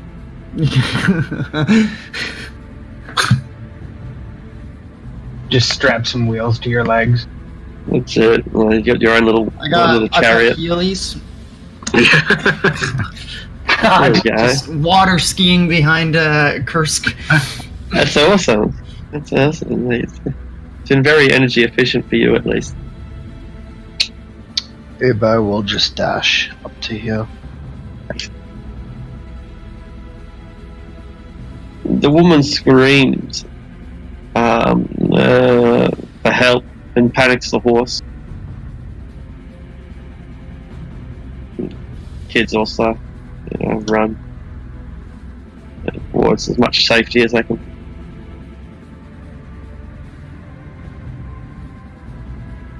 The giant roars at you all again and like throws things at you the way you might throw rocks at a dog. Vicious. I'm going to spend 2 points of grit for a violent shot. And I'm going to... It's a movement to switch weapons, right? Depends if you want to hang on to the weapon or not. Yeah, essentially you just have to drop your other one. Okay, I'm gonna drop my musket, and then I'm gonna pull my pistol out of the holster. Uh-huh. And then I'm going, and now it's a misfire since I'm using grit. It's a misfire +4, or it's a 4 for misfire. Oh wow. And I'm gonna take the shot. So didn't you say you were using 2 points of grit? Yeah. So wouldn't that be it's +2 per point of grit, right? Yeah, so it'd be Also- 6. Oh, it'd Yeah. be 6. Yeah. Well, I should. Well, you're still good right now. Yeah. And Also, it's a disadvantage because you're. Oh no, it's 80 feet. Never mind. I mean, you're all It's hard talking to see. mechanics like this. I'm just curious whether his musket was loaded when he dropped. No, it's reload 1. yeah, because I already shot. That was the first shot I took with the musket. Good question, though. The reason why he dropped it is because he didn't want to waste a turn reloading. Does an 18, All right. 18 hit? Sure. Well and truly, yeah, absolutely.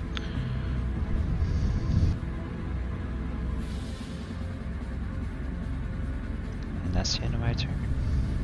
So is it 6 damage or 11? I can't remember. It's Both of gonna- them combined. Yeah, it's gonna be 17. Excellent. Yeah, because the 3's not added on the first one. Excellent. So it's a devastating blow. Where did you strike him with your shot? I'm just pelting. I'm just pelting him like in the body. He roars in anger and confusion. Sheep aren't supposed to fight back like this.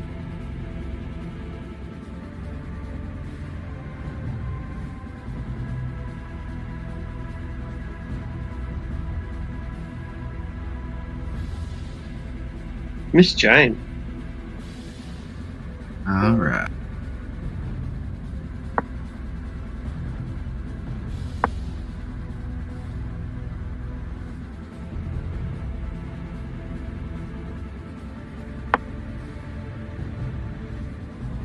We're running up. We're gonna. I kind of hate that Witch Bolt's concentration. I didn't think about that when I chose it. Whatever. I have I'm gonna Firebolt. Mash. And that's my turn. It scorches him mildly, and even though it's only a small amount of damage, you can see that it really saps his morale to see balls of fire flying at him out of nowhere. Like, he didn't sign up to deal with this shit. And so instead he picks up a rock and yells in his own language again. But since you're clearly ignoring, what choice does he have? He's just out innocently marauding, and you've got to come and interfere. So he picks up a rock and throws it at the biggest, most ferocious and terrifying target. Ubo.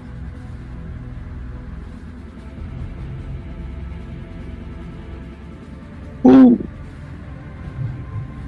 Oh my god. Mm-hmm. Does that shatter you, Ubo? I am on 6 hit points. Oh shit.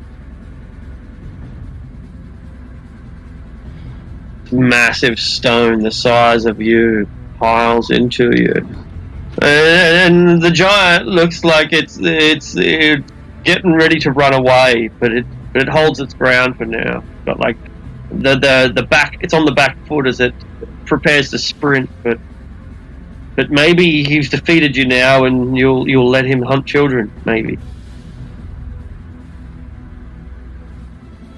All right.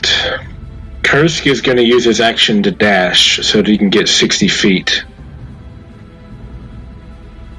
But as a part of that, do you have to use an action to hurdle over something? No, it's part of your movement, but you have to make an acrobatics or an athletics. Okay, I'll use athletics, and since I am enlarged, I have advantage on athletics checks, I believe. You should have, even if you don't. So that's fine. So yeah, I'm gonna hurdle the part of the horse and the women and children. Excellent. It's alright, guys. It's alright. I have advantage. Yes, okay, that's good. It's a beautiful maneuver. So, yeah. Beautiful maneuver. Like, worthy of the Olympics. So yeah, he's there now. You can see that the giant is now very afraid.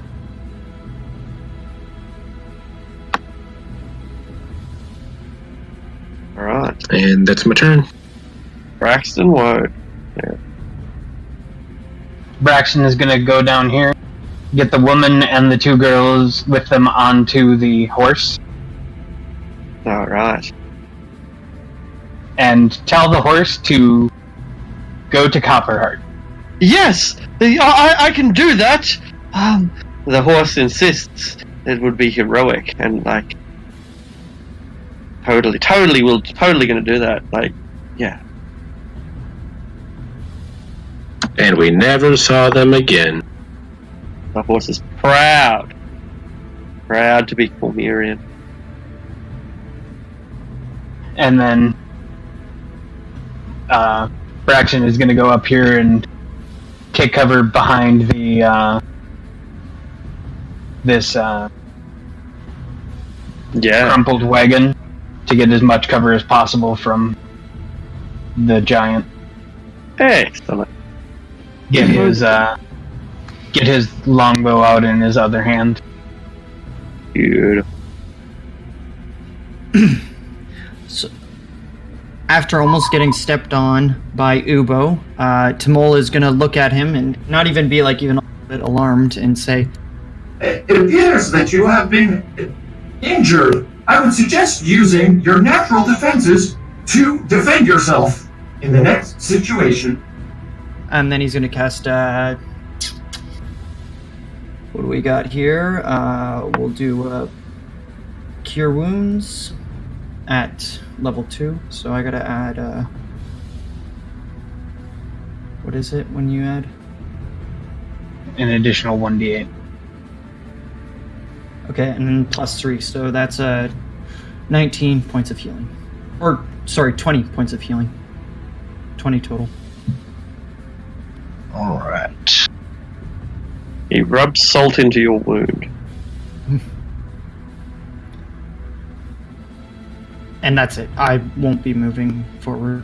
I'm gonna stay back and make sure this turtle dude doesn't get killed. Looking after the endangered species. Ubo is going to keep moving up and then throw his hand axes. They do an additional D4 damage.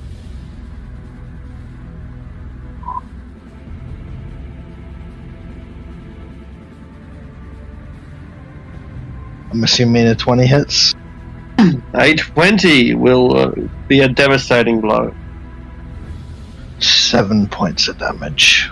He looks at you like you've just, he doesn't understand why you're even doing this. He just doesn't get it. Like, will you just fuck off?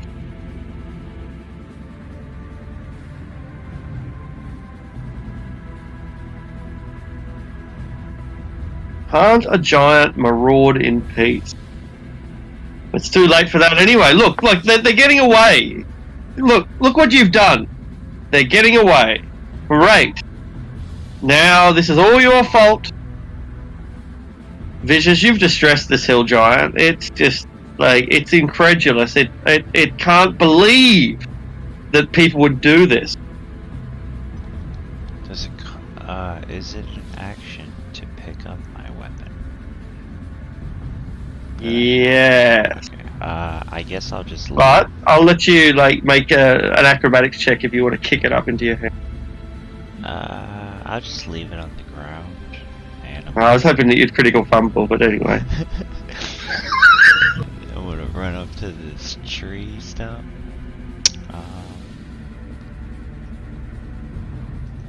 Actually, I'll run. Right, which fucking screen's moving and I'm fucked up. Just let me do it. Stop. Are you sure the screen's moving, or is it just Tennessee? And They were my thoughts too. I can't deny. I'm gonna move there, take a shot. Bam. Poor giant, discriminated against in his own home realm. This is disgusting. Ignore the 7, it's just 5. Alright. Our poor innocent giant marauder is only playing his character. He's just playing chaotic evil. It's his religion. Okay. Yeah, you're missing the +3. It's on the 7, not the. It's on the second one, not the first one. Bizarre. How bizarre. Oh, it should be 8 then on the first one. Yeah. Yeah. And it should be 4 on the second one. I swear, this giant, you're really upsetting him, eh? Jane, I don't know how you can justify interfering with his cultural practice of hunting humans. Well, Traditional hunting rights, come on. Where I come from, that didn't exist. Remember, we're racist against gnomes or some shit like that, right? Ah, that's right. Like Gloriana, we're getting rid of the old guard and bringing in our own new cultural tradition. I was gonna say, if he was hunting gnomes, it would be something completely different. Rude. Like, we'd be completely okay with this shit. Yeah. might even hire him.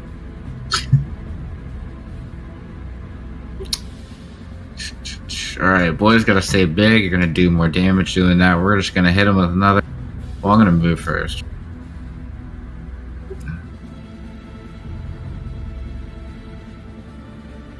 Can I be in this bush? Is that okay? You can. Alright. You are Fire from the ambushed. bush. You are firing from the bush. Moses is proud. Raffle. Excellent. Right. What's up?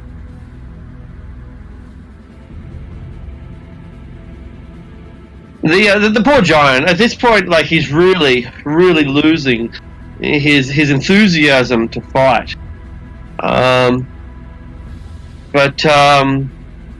But you've got horses. Like, he's not even sure that he can outrun you at this stage.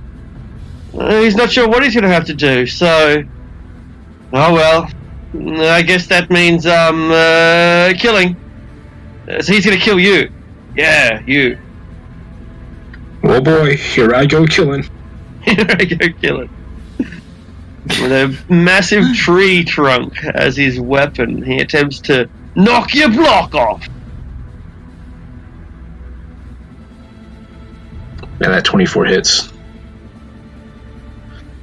You get bashed by a tree. Oh, what shitty damage. Oh yeah. Oh wow. Well, how is he looking health-wise? Pretty upset. Like, he's got a lot of scorch marks and a few bullet holes, and not looking good at all. But not crippled. Okay. Yeah, I guess I'm gonna use Old Faithful Booming Blade. Fuck. But he blocks it with the bushes of the tree, or the leaves, and the thunder goes off harmlessly with it.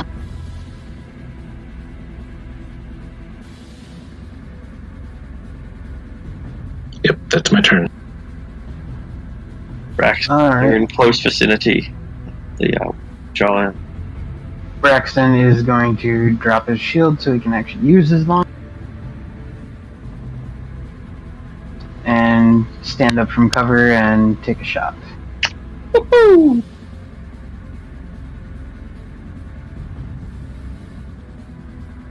It's a devastating hit. And the giant it clearly wishes that he ran away. And then he's looking like a confused child at this point. Like he's lost and no longer knows what to do. gonna use my bonus action Alright, to second wind. you feel fine.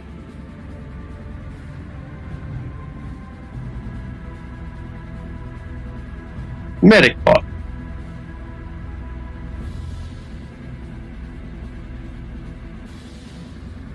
I'm back up to full.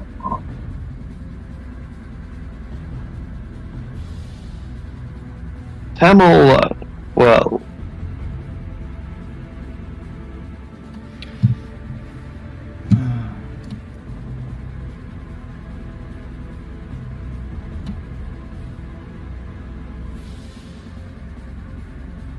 And then crouching down for cover again. I think I mentioned.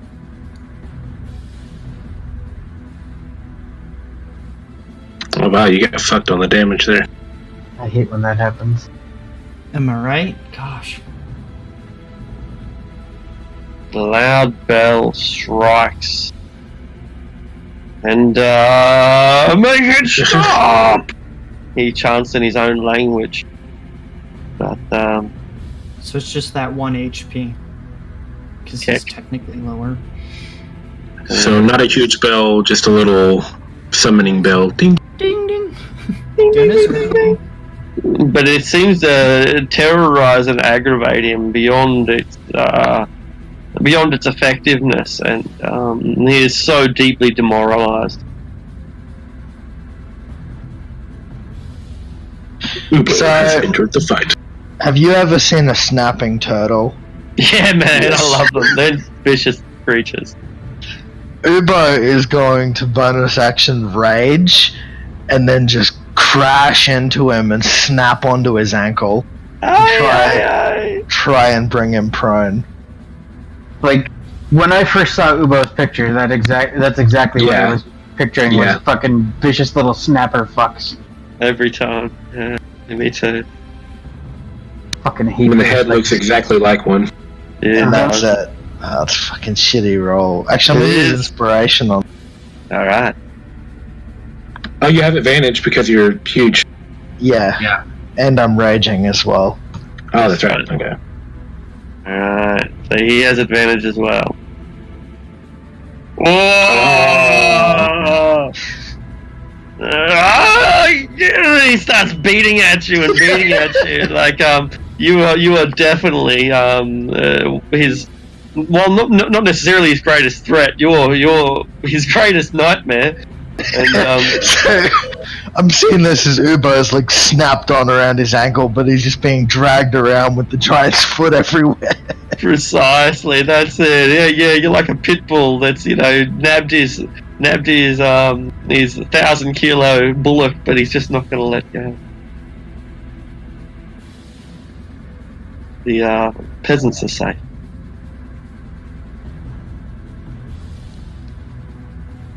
This isn't even my true form. I am going to spend a grid point to do a violent shot.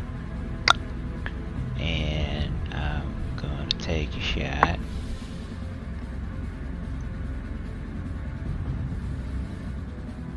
Violent.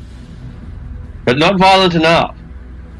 Because it strikes the hides and wraps that he wears, and is absorbed by the bare skin over his shoulder.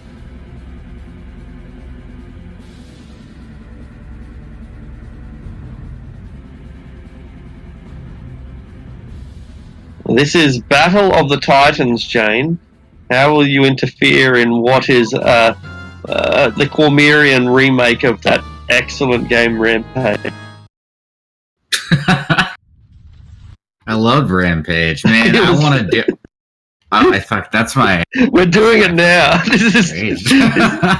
Gloriana Rampage edition. All right. Honestly, this is better than that fucking fight against Cyclone. Yeah, The question true. is, That was a little one-sided too. It really was. let me look at something real quick.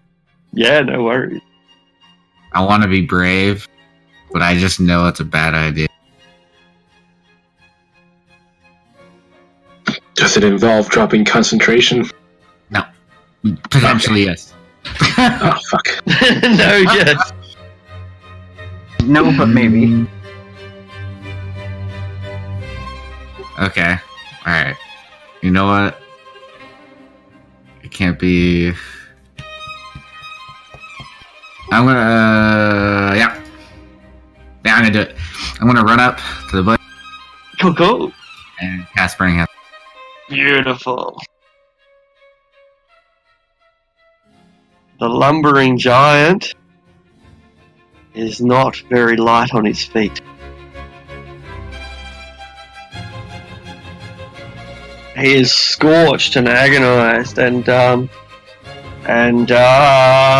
as he pleads for you to just leave him alone, he flies into a frenzy.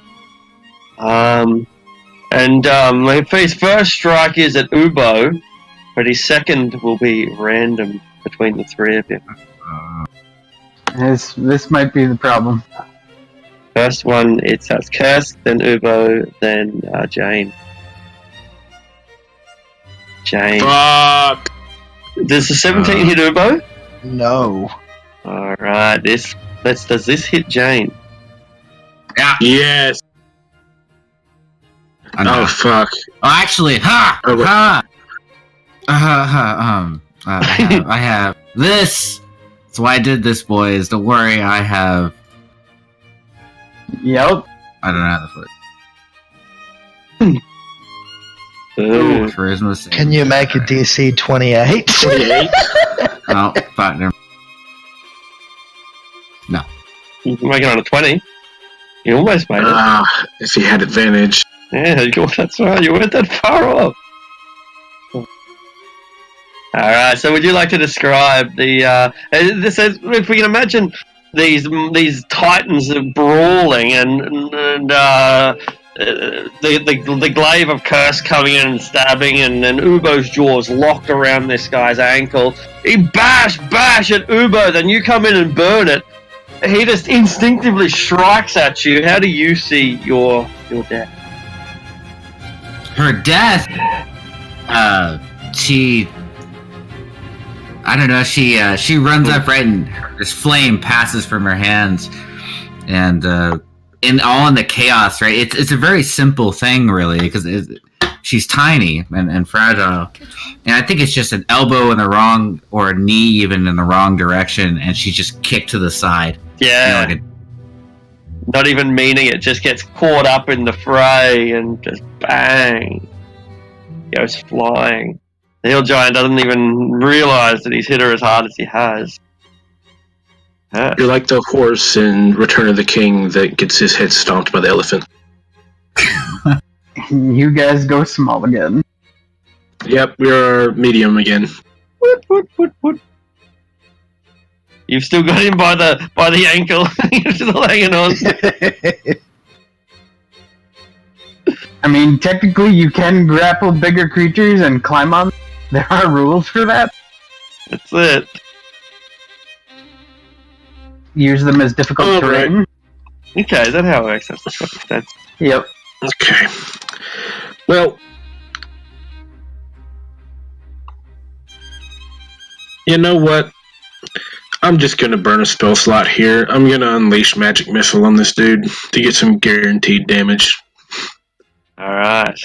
So all three of them are on him. Boom, boom, boom. I thought you were just gonna unleash them all on Jane and kill her. Hell yeah, Yeah. put her out of her misery. So he takes 10 damage. He is now swaying. Somewhere, in some other realm, someone says, "Finish him." The vine is just swaying in the wind, dizzy and dying, reaching for the sky, blundering around. If he hits anyone again, it will be out of the same blind luck that brought down Jane. He is senseless and in the stupor of death. How do you bring him low, Braxton? Alright. Hit point left.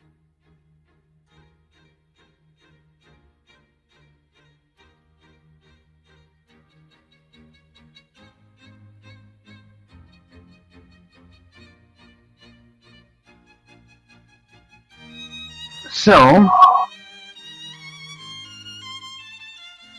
Braxton is going to draw back an arrow on his bow, and it's going to just start glowing. And he's going to shoot it, and it's just going to unerringly strike the giant. And the giant just needs to make a dexterity saving throw to avoid. Let's see if in his mad swats at the air he can bring it down by pure luck.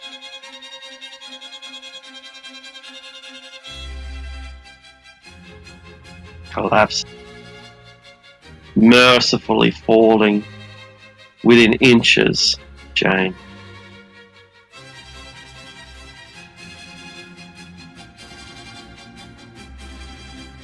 Pick me up. We will have to leave it there for the week. I thought it was Huzzah. fucked.